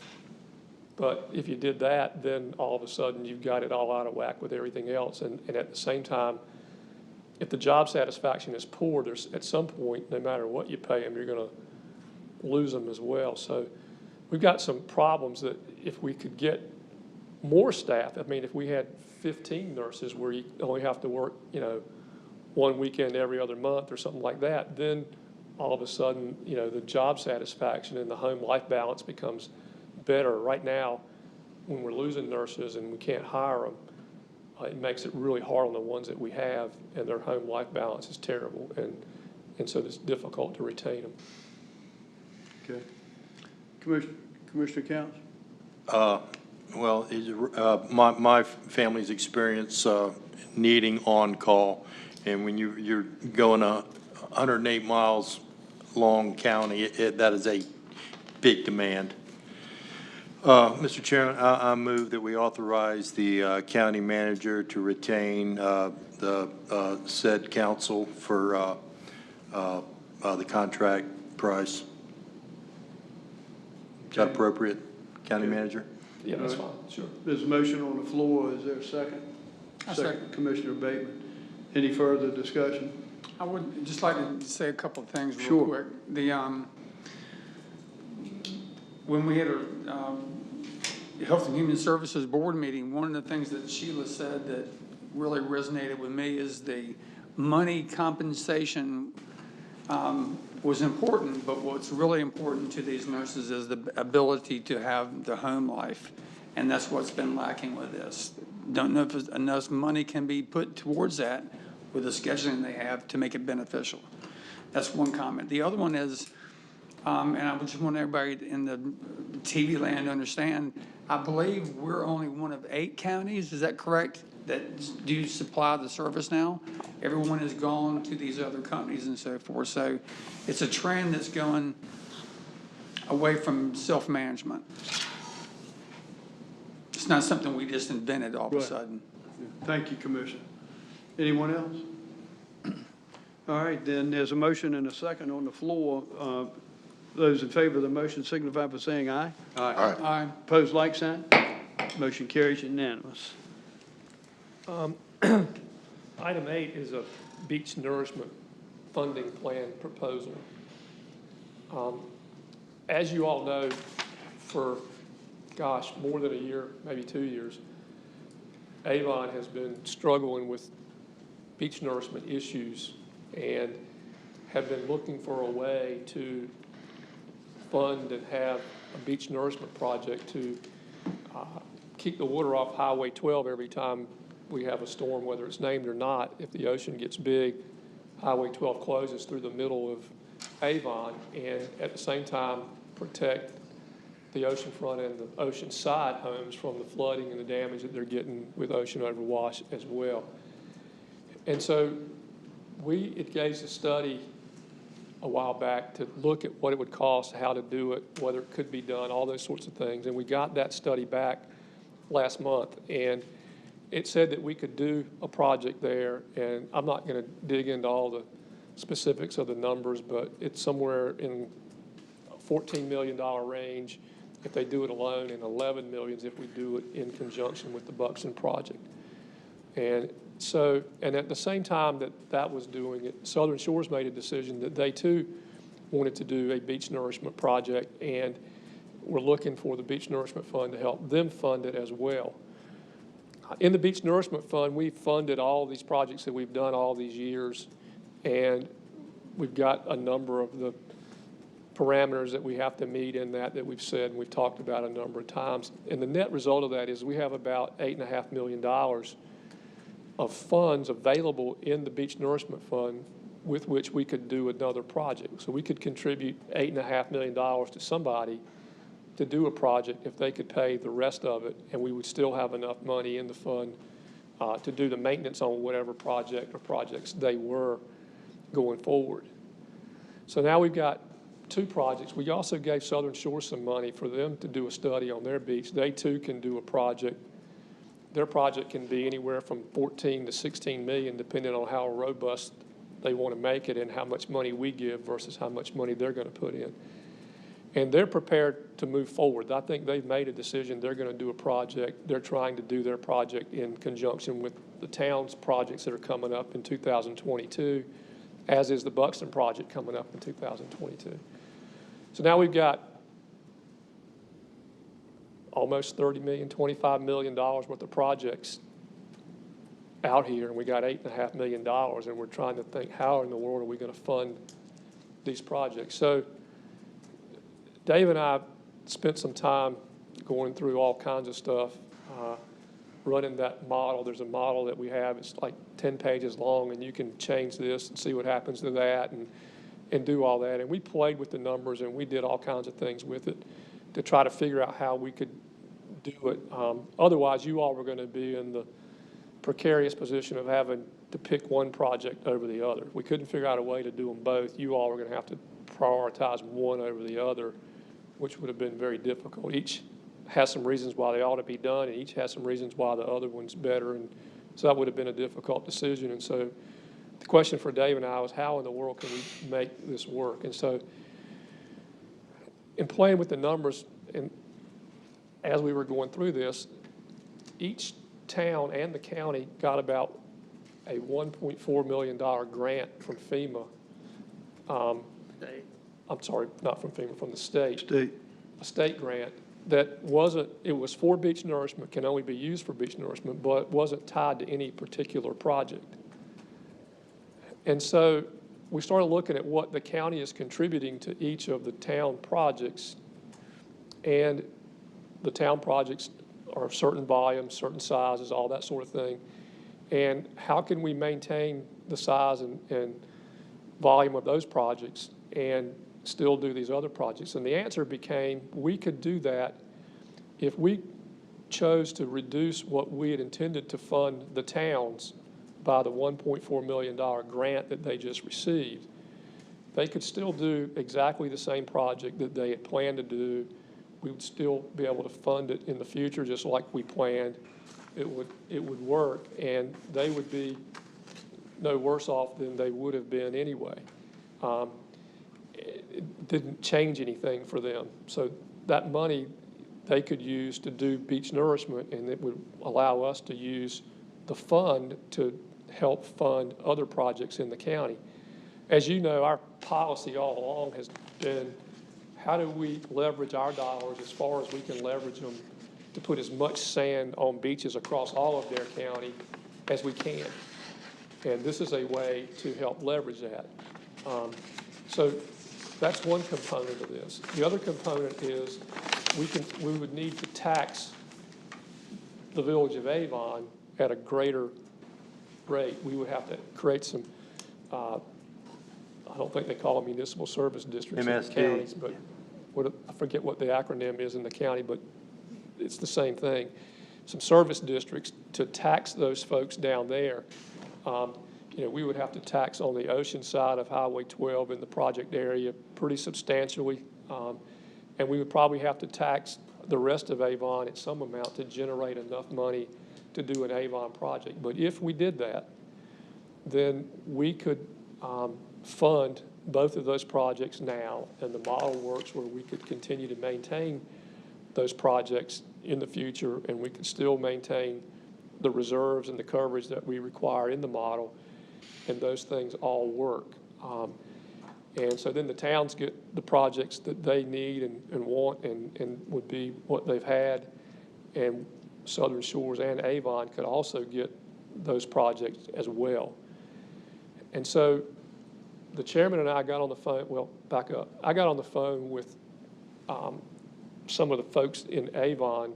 I don't know, there's 8 or 10 or 12 people on that call, just going through some of this to see if we'd missed anything, if there were concerns, thoughts, ideas, whatever that we didn't catch. And there weren't. We know that everybody in Avon is not going to like this, and we expect that. But nonetheless, we talked to them through all that stuff. Similarly, the chairman and I got on the phones with the mayors and went through all of this and the numbers with the mayors as well. All over the towns, I don't know if Nags Head has or not, but the other towns, I'm going to go to their board meetings in January and take them through the model, take them through the numbers, explain to them what we're thinking, the direction that we're going, and that kind of thing. And so I bring this up to you now, one, to get it out in the public, and two, to make sure you're aware. I've talked to some of you individually already about it, but to get it out there for you, you know, after January, I mean, we got to, at our first or second meeting in January, we're going to have to decide, are we prepared to do what I just described? Are we going to tax, you know, the project area side of Highway 12 in Avon somewhere in the neighborhood of 40 cents? And are we going to tax the rest of Avon around 10 cents? And are we going to change, you know, the amount of funding that we're going to give to the towns to, and let them make it up with that grant that they got? And that'll be the decision that you all have to make. And so we want to go to the towns, get their input, make sure we haven't missed something with any of the towns, because if we have, we need to rethink this. And then, you know, at some point, we got to go down to Avon and have some conversation with the community there, whether, I'm not sure how we do that in COVID, but we do need to do that as well. And then you all need to make some decisions on how and if or what we're going to do. Either we're going to do this and do them both, or we're not going to do both and we're going to do one. And if we're just going to do one, which one are we going to do? And those are decisions that'll come up for you at one of those two meetings in January. And I wanted you to be, one, prepared for that. Let you know we've run every kind of number we can run and really can't come up with another way to do this. It's either going to be this or somebody isn't going to get a project. And that would likely be Avon, because there's no other place for Avon to get any money. I mean, if they can't come up with their other $4 or $5 million through the taxes that we're talking about, then there's no place to get it. We've been to the state, we've been to our representatives, we've done everything we can do to try to find some money for that, and that's been going on for a couple of years, and we've not been successful. So this will work if it's accepted, but again, some tough decisions are going to have to be made coming up. Any questions about that from anybody? I got one. Sure. Have we received the 1.4 million from the state in that grant yet? And has the town received that money yet? I don't think it's in our bank account yet, but the grant's been awarded. I don't think we got it. Okay. So nobody's budgeted to spend that money already, so it's still out there. They can still think about it. I don't know, budgeted. No, nobody's budgeted because there's no budget yet, but Right. they don't have it, so they couldn't do a budget amendment to put it in. I'm sure, just like we and everybody else, if somebody sends us $1 million for tomorrow, we can think of a lot of ways to spend it. And we thought about that, but in where we are is, again, we're trying to make all of Dare County good. You know, Avon will be spending about 50% of their project. Southern Shores will be paying about 50% of their project. Some of the other towns have paid 50% or less of their projects. And so everybody's kind of on the same footing in terms of how we've tried to contribute. You know, would a town like to put another $1.4 million in sand on their beach? Yeah. That's not a significant amount of sand, I don't think, but nonetheless, I'm sure there's some towns that want to do that. But if we're looking at the overall good of the county, then every town gets their maintenance project that everybody planned for, just like they planned for it. And we can add 2 more areas of our county and get sand on their beaches and make them as beautiful as what we've done in the towns. And that is our goal. I mean, when we start looking at it from the whole county, that has been the goal of that fund. And so, again, this is an approach to do that. Bobby, the 1.4 million is unrestricted. It can be used for anything? Just beach nourishment. No, Only just beach has to be nourishment, used for only beach beach nourishment. nourishment. All right. And specific to each project and their reimbursement grants. I just looked at the letter. So they would use it in their project, in their beach nourishment project. They just get less money from us. So from the grant perspective, it wouldn't change anything either. And Bobby, the other question, I know that, I'm trying to put somebody on the spot, but I know that when we did our public hearings and we had asked for input, when we go to Avon, I can pretty well guarantee the folks that probably on the ocean side really want it, and probably, but your locals on the back side are going to be not so enthusiastic about that. Having said that, we're just gonna make a decision, yay or nay, based on the project, or we're gonna let those guys take a vote on? I mean, how are we gonna get? We don't have any mechanism to do a referendum. You're not allowed to do referendum. So y'all are going to have to make the decision. We'll have to make it. Okay. Well, there's no magic pots of money to go supplement this. Everybody's sympathetic to households that don't make the kind of money or have a rental machine. But the question that's going to be before the communities is, are you willing to do this? It's a yes or no question. You know, Bobby has done a good job. The county's done a good job. Beach Nourishment has been good to us. And we've got a very capable contractor. Yes, COVID is going to give us some challenges. You just can't bring the community in and let everybody have their turn at the podium. That remains to be seen. I have gotten some calls, but, you know, do you want a highway? Do you want to keep salt water out from underneath your vehicle? Do you want to be able to go to the grocer when you need to go to the grocer? Those are the questions you got to ask yourself. And if you've got somebody on the ocean front that's paying upwards of 40 cents on a big house, as opposed to somebody who's paying 10% to sustain that quality of life away from the shore side, then that's going to be the question that's for us. It's tough, but you know, I'm willing we're willing to hear them out. Well, we spent a significant amount of money in all the towns to have beaches, and Beach Nourishment has worked.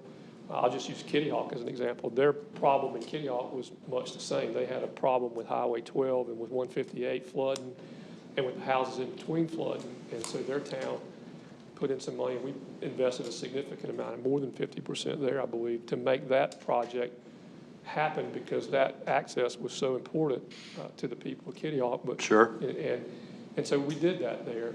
We did the same thing in Buxton. We did a project in Buxton because we were afraid we were going to lose the road in Buxton, and losing the road in Buxton imperils all the life safety things that we do, but it also keeps people from getting out, getting to the store, going where they need to go, to doctor's appointments, all the problems we have when you can't access north and south on that one road. And so we spent a lot of $1 million there, $20 million or something there, right? $22 million there to do a project. And so we've got the same problem in Avon. And now we've got water coming over the road, blocking the highway, the same access issues, and we have an opportunity to do something. And so if we're going to do it, then we are going to do it. That's the logic there. Is, you know, we can't do it for less. There's nowhere else to pull the money from. And so if that community doesn't want it and isn't willing to pay the cost to have it, then they don't get it. If they don't get it and you give it to another community, then you know it'll be a decade or more before we can do another project. The fund won't grow fast enough to create another $8.5 million. I think it creates $5 million by 2029 or something. So we're going to have to get $15 million to do one in Avon. It'll take them 25 years at the rate the fund grows. And so this is sort of our last best chance to get both of these projects done. And as best we can tell with all the ways we've tried to figure out how to pay for it, is the only way we could come up with to get enough money to do it. As Bobby said earlier, you know, the board made the commitment years ago to try to put as much sand on all of our beaches. And, you know, as tough as it sounds, you know, those on the west side, east side, whatever, you know, this is our economic engine. And everybody's got to have skin in the game, you know, no matter what side the highway you're on. I mean, I'm in Kill Devil Hills. I'm on the sound side, but I participate in the MSD that KDH has because I think it's critical. It's important that we keep sand on our beaches. I mean, it is our economic engine. We've talked about this for a number of years, and we've come up, I believe, with a very, very good plan to try to help two areas that are in need. And I think this is a a reasonable way to handle it. I think you're right, Bob. We're going to be in a position where, simply stated, we're going to kind of be mediating things because there's a couple of entities down there that really want it. And they're going to be pushing and they're going to try, everybody's going to be fair about this, but we're not going to have to shoulder the burden of proof. The community is going to tell us whether they want it or not. Right. And its onus is going to be on them to communicate it. Well, We're let me just listening. say- I'll tell you this too, though. When I said about the Kitty Hawk thing, and it was my family back in the villages and so forth that was against it. After it got there, now everybody loves it because they didn't really understand. Well, Nobody wanted I it tell years you, ago. in Urban years ago, there was skepticism Oh, that big time. it's not going to work. And Nags Head's proof that it works. These projects are designed for 5 years. I believe last year was their 9th year before they had to do maintenance. Now, I'm not saying that the northern beaches will have that luxury of that long, but the money's in there for the maintenance. I mean, we can't afford to spend $100 million and not do the maintenance. So that maintenance money's there down the road for what's already been done. But we need to find reasonable ways, and I truly believe this is a reasonable way to help both Southern Shores and Avon to make this work. I'm telling you, if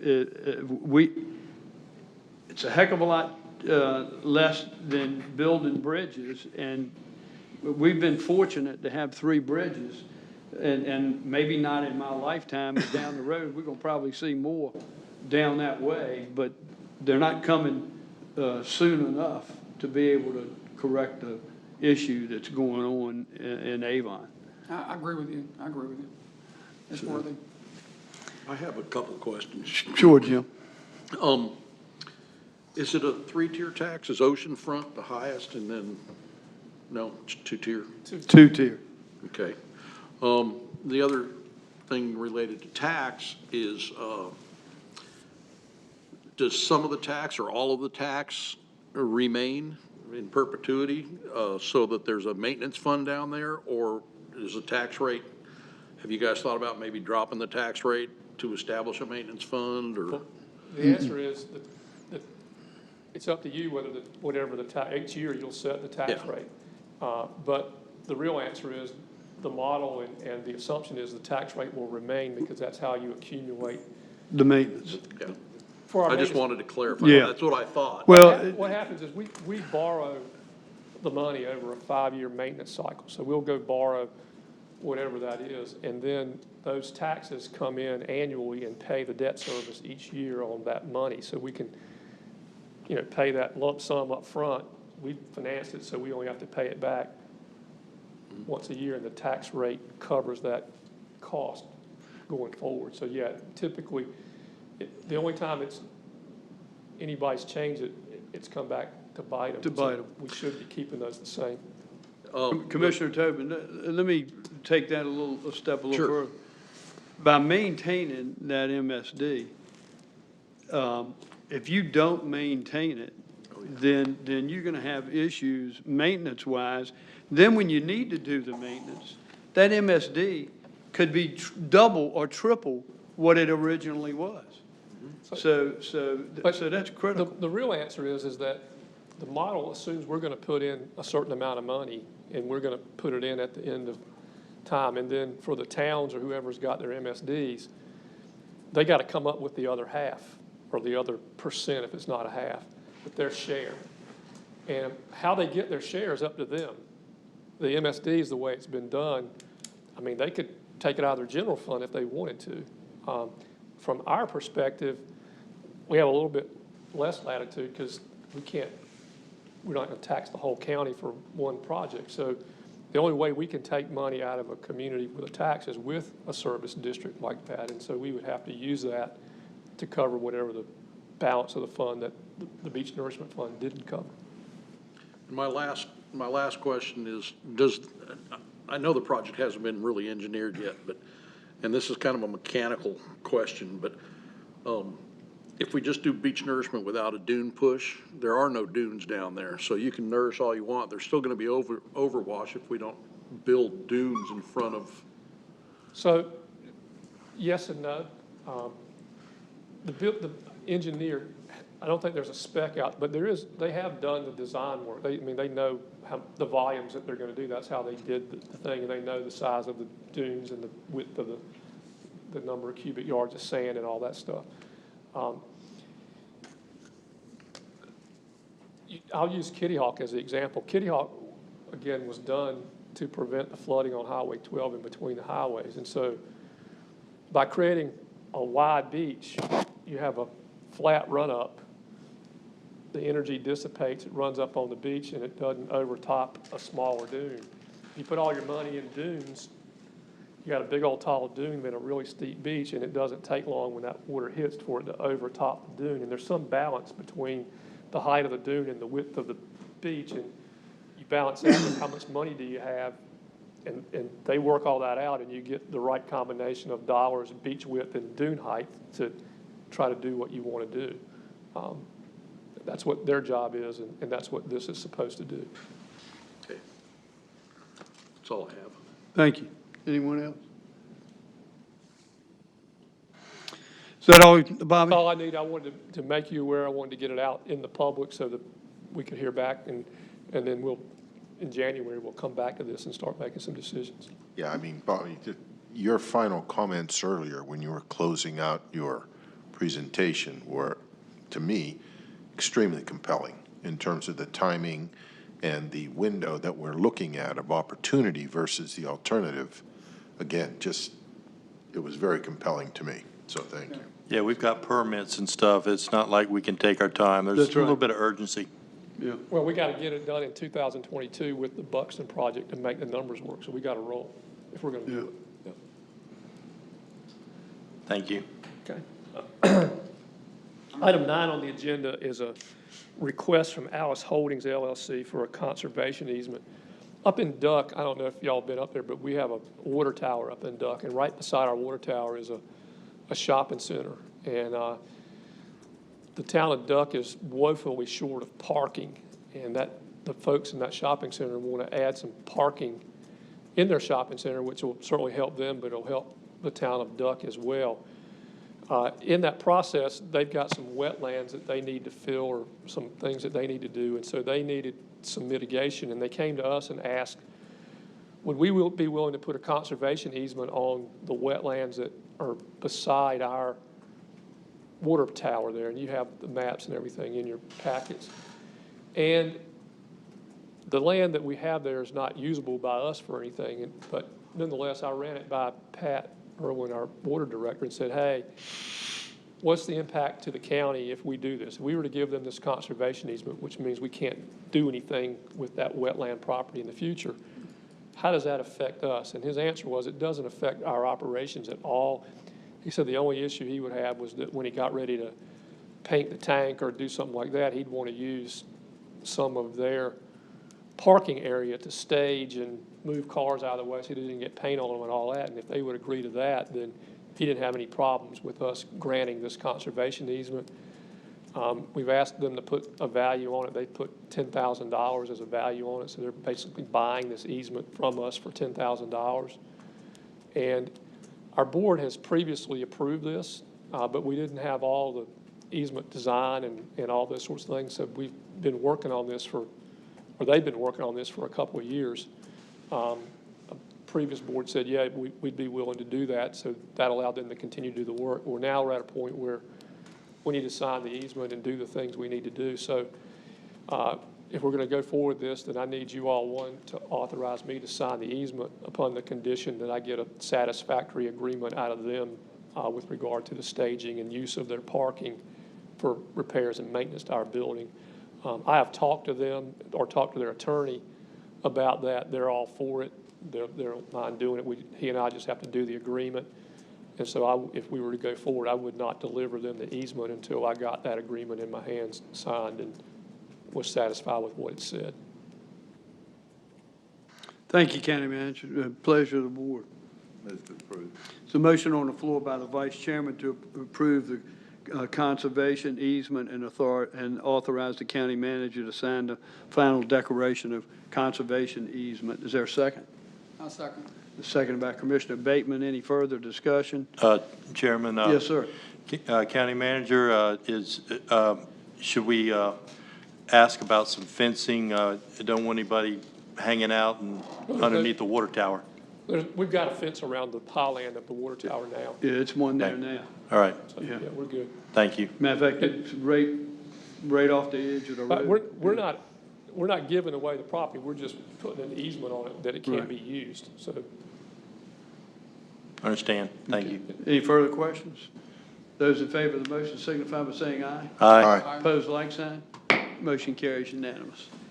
Mr. Chairman, item 10 is with regard to placement of Ocracoke demolition debris in our landfill.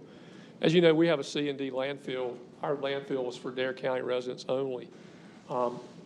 In Ocracoke, when they had the storm, it damaged their high school tremendously. So far, I think they're going to tear it down and they're building a new school there. In the demolition process, they were struggling with what they were going to do to dispose of their debris and didn't have anywhere to go, and to take it to Bertie was going to be very, very expensive for them and take up resources they could use for their school in hauling debris away. And they asked could they put it in our landfill, and they wanted to put it in Buxton, and we didn't have room for it, and plus we would have to haul it, and we told them we couldn't do that. So they asked could they bring it to our landfill here in Mans Harbor. I told them, yes, they could do that, but I needed to come to you all and get approval after the fact, if you will, so that I can stop it if you don't accept that. But they were in an urgent need to do something. The school was coming down, and again, it doesn't impact us at all. They're paying the tipping fees. It's not free or anything like that. We're just allowing them for this one purpose to put debris in our landfill. Isn't going to change the life of our landfill significantly at all. So for us, we'd get some revenue, and it wouldn't be any harm or any foul to the landfill. It's not something we want to do all the time, but in this situation, it seemed like the right thing to do to help them out. So that's what What's the we did. material? The School? The school. the School. walls No, of but I it. mean, is it brick or is it? I think it's stick wood. built It's or- wood, Yeah, steel built. it's a frame structure. Yeah. So what I need is a motion to approve and authorize us to allow them to put their debris in our landfill. Did we work out the details between the Buxton station and, They got to take it to Mans Harbor. okay, all right. Any questions? The school's down. Yeah, they've already Oh, started. yeah, Down. right. It's on the ground, waiting for a home. Waiting for a In a home parking haul. lot. I make a motion, we approve. Second. All right, there's a motion on the floor by Commissioner Bateman to approve, and there's a second by Commissioner Couch. Any further discussion? Hearing none, those in favor signify by saying aye. Aye. Opposed, like sign. Motion carries unanimous. Item 11 on your agenda is the consent agenda. In the consent agenda, you have the approval of the minutes. You have the Social Services Division of COVID, APS, CPS Essential Worker Funding Amendment, and you have the Tax Collector's Report. Move to approve, Mr. Chairman. Okay, thank you, Commissioner Couch. Motion to approve by Commissioner Couch as presented. Is there a second? Second. Second by the Vice Chairman. Any further discussion? Hearing none, those in favor signify by saying aye. Aye. Aye. Opposed, like sign. Motion carries unanimous. Mr. Chairman, item 12 on the agenda is board appointments, and the only board appointments you have tonight are the Dare County Tourism Board. With your permission, we'll go through this one at a time for each entity. Is that how you prefer? Yes, sir, if you would, Okay. please. First is the Outer Banks Chamber of Commerce. The term of Myra Ladd Bone expires. She's not eligible for reappointment. The chamber has submitted 3 names and 3 applications: Pat Broom, Bombos Charlambos, and Tim Beecham. Pleasure of the board. I would like to nominate Tim Beecham to the Tourism Board. I'll second that. There's a motion on the floor by Commissioner Ross to appoint Tim Beecham from the chamber, and I believe Commissioner Tobin seconded that. Any further discussion? Hearing none, those in favor signify by saying aye. Aye. Aye. Opposed, like sign. Motion carries unanimous. Next is the Outer Banks Hotel Motel Association. Jamie Chisholm's term expires. She is eligible for reappointment, and the Outer Banks Hotel Motel Association has recommended her to be reappointed for a 2-year term. Okay, pleasure of the board. So moved. Motion on the floor by Commissioner Tobin. Is there seconded by Commissioner Bateman? Any further discussion? Hearing none, those in favor signify by saying aye. Aye. Opposed, like sign. Motion carries unanimous. Next is the Town of Duck. Chuck Burdick's term has expired, and he is not eligible for reappointment. The town has submitted Monica Thibodeau, Nancy Cavanis, and Rob Money. The Town of Duck would like Monica Thibodeau to be reported. Move to approve Monica Thibodeau. There's a motion on the floor by the Vice Chair to approve Monica Thibodeau from the Town of Duck. Is there a second? Second. Seconded by Commissioner Couch. Further discussion? Hearing none, those in favor signify by saying aye. Aye. Opposed, like sign. Motion carries. Unanimous. The Town of Southern Shores, Leo Holland's term expires. He is eligible for reappointment. The Town Council unanimously voted to have him serve, to recommend him to serve another term. They sent 2 alternate nominations, Mayor Pro Tem Elizabeth Moray and Councilmember Jim Connors. Pleasure of the board. Move to approve Leo Holland. Vice Chairman moved to approve Mr. Holland as from Town of Southern Shores. Is there a second by Commissioner Bateman? Further discussion? Hearing none, those in favor signify by saying aye. Aye. Opposed, like sign. Motion carries unanimous. Next is the Town of Manio. Bobby Owens, his term expires. He is eligible for reappointment. The town has recommended that Bobby Owens serve another term. So moved. It's a motion on the floor by Commissioner Tobin and the Vice Chairman. Is there a second? I second. Second by Commissioner Bateman. Further discussion? Hearing none, those in favor signify by saying aye. Aye. Opposed, like sign. Motion carries unanimous.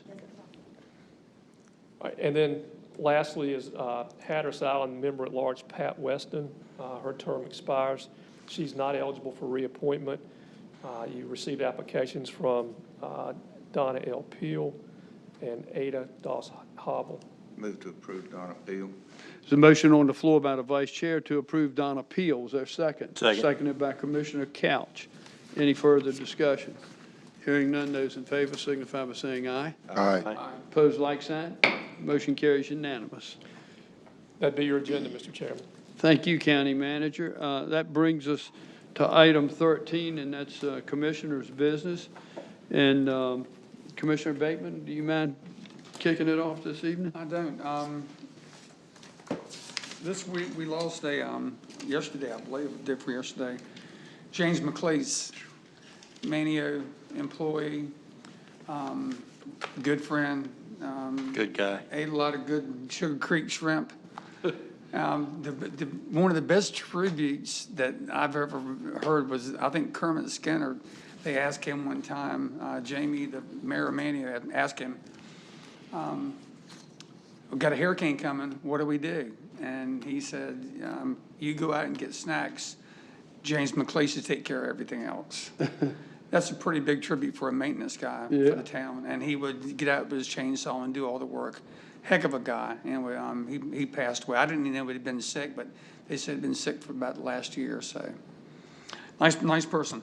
The other, just want to wish everyone a very, very Merry Christmas and very happy and prosperous New Year. And you guys take care and everybody stay safe, please. Thank you, Commissioner. Appreciate it. Vice Chairman? Thank you, Mr. Chairman. Just like to say to everyone, Merry Christmas to everyone and Happy New Year, and please stay safe. Thank you, Commissioner. Commissioner Ross. Thank you, Mr. Chairman. Just a couple of quick items. I did read in Dr. Davies' report the first doses of vaccine for COVID-19 have arrived in Dare County and are being distributed as we speak. They got here today, so think about that. They've even made it here to the Outer Banks through the distribution system, so I was pretty impressed with that. Number two, I said it once, I'll say it again. Well done, David and finance team, on both the audit and the comprehensive annual financial report, and for the board, the work that they all put in and was manifested in the $32 million limited obligation bond offering resolution we approved is a big deal for the county. And Mr. Chairman, I know you will remain humble, but your energy and drive on the COA project brought it to fruition and gave it life. And now we're going to watch it happen from our groundbreaking ceremony going forward. And I'm sure I speak for all of us that we're proud and excited about it. So it's a big deal for Dare County, and I'm very happy to be a small part of it. On a less favorable note, came across information that through the CARES Act, there was a $32 million designated state of North Carolina funding for broadband expansion.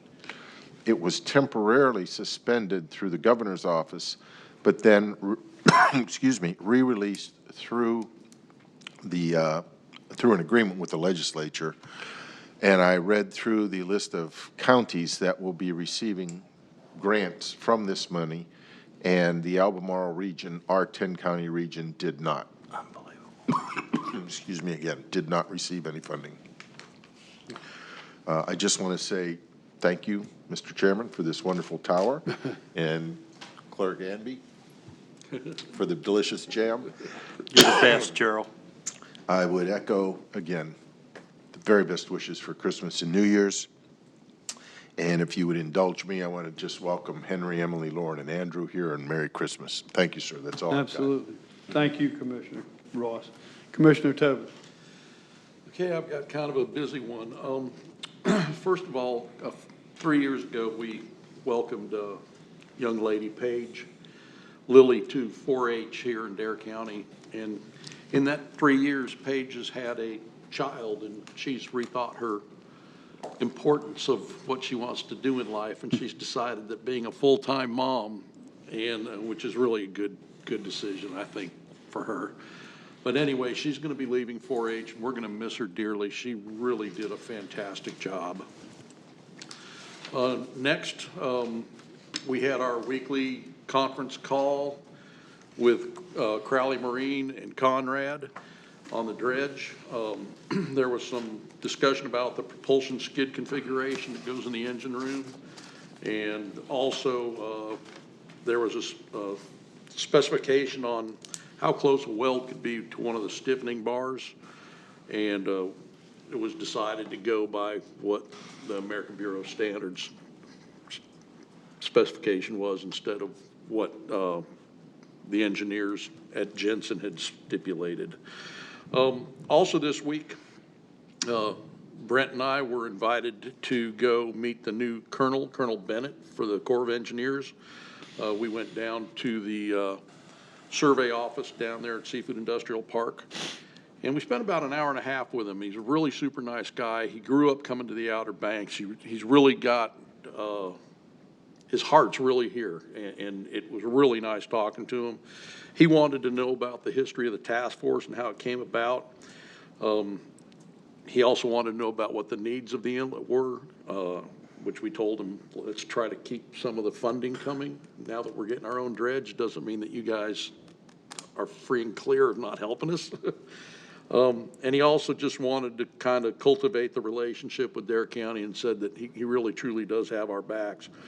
One of the other things that we mentioned to him is the need to get the Hatteras Inlet from the gorge across the bar marked as a federal channel, so we'd have the ability to go down there and dredge also, and that it's never been a federal channel. So if there was an instance where that bar was to close off, even the Corps can't go dredge there. So it's an issue, and it's something that it literally takes an act of Congress, and he was more than willing to go with myself and Brent and maybe Bobby one day and go and talk to Congressman Murphy's office and maybe get up with Senator Tillis, and maybe we can get a ball rolling in that direction. Also, my prayers go out to James McLeese and his family. It's just really tragic. And also kind of in our Dare County family, Harry Kaplan, whose our man up there in Raleigh, his father passed away. And Harry wrote a really touching synopsis of his life. And I had no idea that his father was a nuclear physicist and worked in the military for many years. And then he went to work for General Electric in their boiling water reactors plants. And I actually sent a note to Harry because I worked in the nuclear field too for many years. And I never met his dad because we didn't do boiling water reactors. We only did pressurized water reactors. But it was really nice to reach out to him. And anyway, prayers go out to him and his family too. That's all I've got. Thank you so much, Commissioner. Appreciate it. Commissioner Couch. Yes, sir. Been a couple of times over to watch salmons there dredging on Shallowbag Bay. So it's a low budget, low bid, but those guys are going at it. I mean, they started a week ago Friday. I think the presumption, it certainly was by the Waterways Commission, well, I don't think they're working today. No, they were working. And even though it's a flat barge, the owner of the company, Jim, says, you know, we can take seas to 4 feet. And so they've been, it's a muddy mess that they're getting out of there. But, you know, they've had to put some rock in over to landfill. But, you know, they're going at it. They'll be off Christmas Eve and then through the weekend, then they'll be back to work on Monday. So if you get a chance to go over there, grab your hard hat. They're very accommodating. All those guys are engaged, from the tugboat guys to the drivers, and of course him. And the people in his office have been very accommodating. It's interesting. I'm glad to see. It's a little shout out to the Waterways Commission for helping to facilitate that. Of course, Mania was on board. They've been good to work with, and I'm looking forward to wrapping up my remarks because I get to head down Highway 12 and watch the Christmas star all the way. Yeah. Yep, Cool. Southwest. Cool. What is it, 800 years? Yep. Wow. Saturn, and with a good pair of binoculars. My father had a pair of military binoculars that I still use, and you can actually see Jupiter's moons and then, of course, the rings of Saturn. But they'll be joined tonight. Wow. Very interesting. Do we know what approximate time? About 45 minutes ago, but was the highlight. But no, as long as the sky's clear, you can see it. Like I said, a good pair of binoculars make all the difference. Right. Southwest sky, close to the moon, crescent moon. Thank you, Commissioner. Jim, excuse me, what was the fellow's name was head of the Corps? Pardon me? The fellow that y'all met with, it was, did you say? Colonel Bennett. Bennett. Ben Bennett. Bennett. Yes. Ben Bennett, yeah. Did you all share our resolution with him that we Yes. passed at the last meeting? So he's got a copy They of have a that. copy of it, yes. Thank you, Commissioner Couch. And one last shout out to folks out there. Once again, I hope you have a safe and happy holiday, and look forward to a prosperous 2021. And same to my fellow commissioners here. I hope you and your family have a very enjoyable holiday, and look forward to working with you in 2021. I'm going to do a reverse county manager here, if you don't mind, because I know we're going to need to go into a closed session. But I'll ask the Public Information Officer. Ms. Hester, do you have anything this evening? Thank you very much. Finance Director, Mr. Clausen, do you have anything else? No, sir. All right, thank you for everything this evening. County Manager. Yes, sir. I have a couple of things. One is I have a letter of thanks that was addressed to you and the board. I'll read it. It's real short. It says, "Dear Board of Commissioners, please accept this is from the Hatteras Village Community Center District. It says, please accept our heartfelt thanks for approving the Tourist Impact Grant awarded to Hatteras Village by the Outer Banks Visitors Bureau. The grant enables us to go ahead with the construction of our pathway in early 2021 and see it completed before our summer season gets into full swing.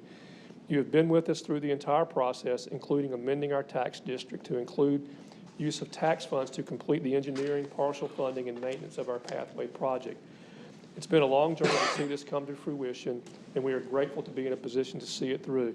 It is truly an early Christmas present for all of Hatteras Village, and we thank you most sincerely. And it's signed by Ricky Shepard, Chair of the Hatteras Village Community Center District, and Carla Jarvis, the President of the Hatteras Village Civic Association.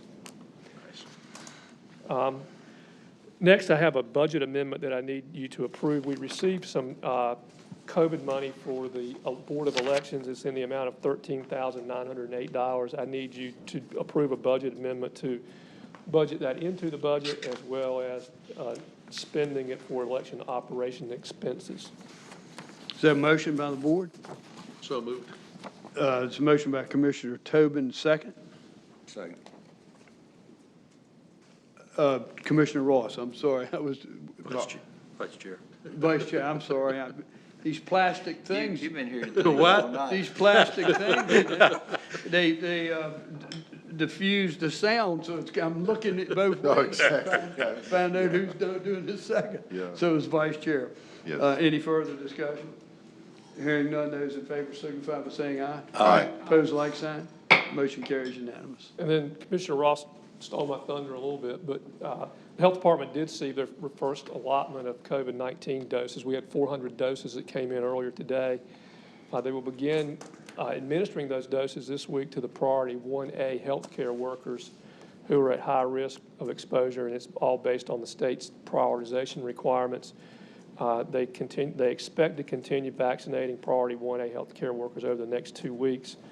No one knows yet when we'll get our second allotment, but as soon as we do, we'll make sure we let everybody know. She will be doing a video tomorrow with update on more detail on the prioritization and with any other information that she might have on the vaccination process. But at long last, we're getting started, and those 400 doses will go a long ways for our frontline people who are on the line, so good for us. And then the last thing is I need a motion pursuant to NCGS 143-318.11.3 to go into closed session to consult with the attorney in order to preserve the attorney-client privilege.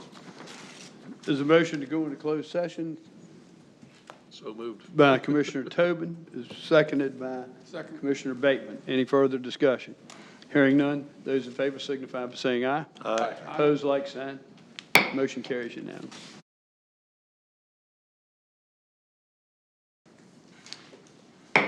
I'll call the meeting back to order, and I'll turn it over to the county manager. In the closed session, the board heard from the county attorney and consulted with them, and in order to preserve the attorney-client privilege, the board gave the county attorney guidance and took no other action. Thank you, County Manager. That brings us to the end of our meeting, and I need a motion to adjourn until 9 a.m. on January the 4th, 2021. So moved. This is a motion by Commissioner Tobin, and it has been seconded by Commissioner Ross. Any further discussion? Hearing none, those in favor signify by saying aye. Aye. Opposed, like sign. Motion carries unanimous. Merry Christmas, Merry everyone. Christmas. Merry Christmas. Guys, thank you. Merry Christmas.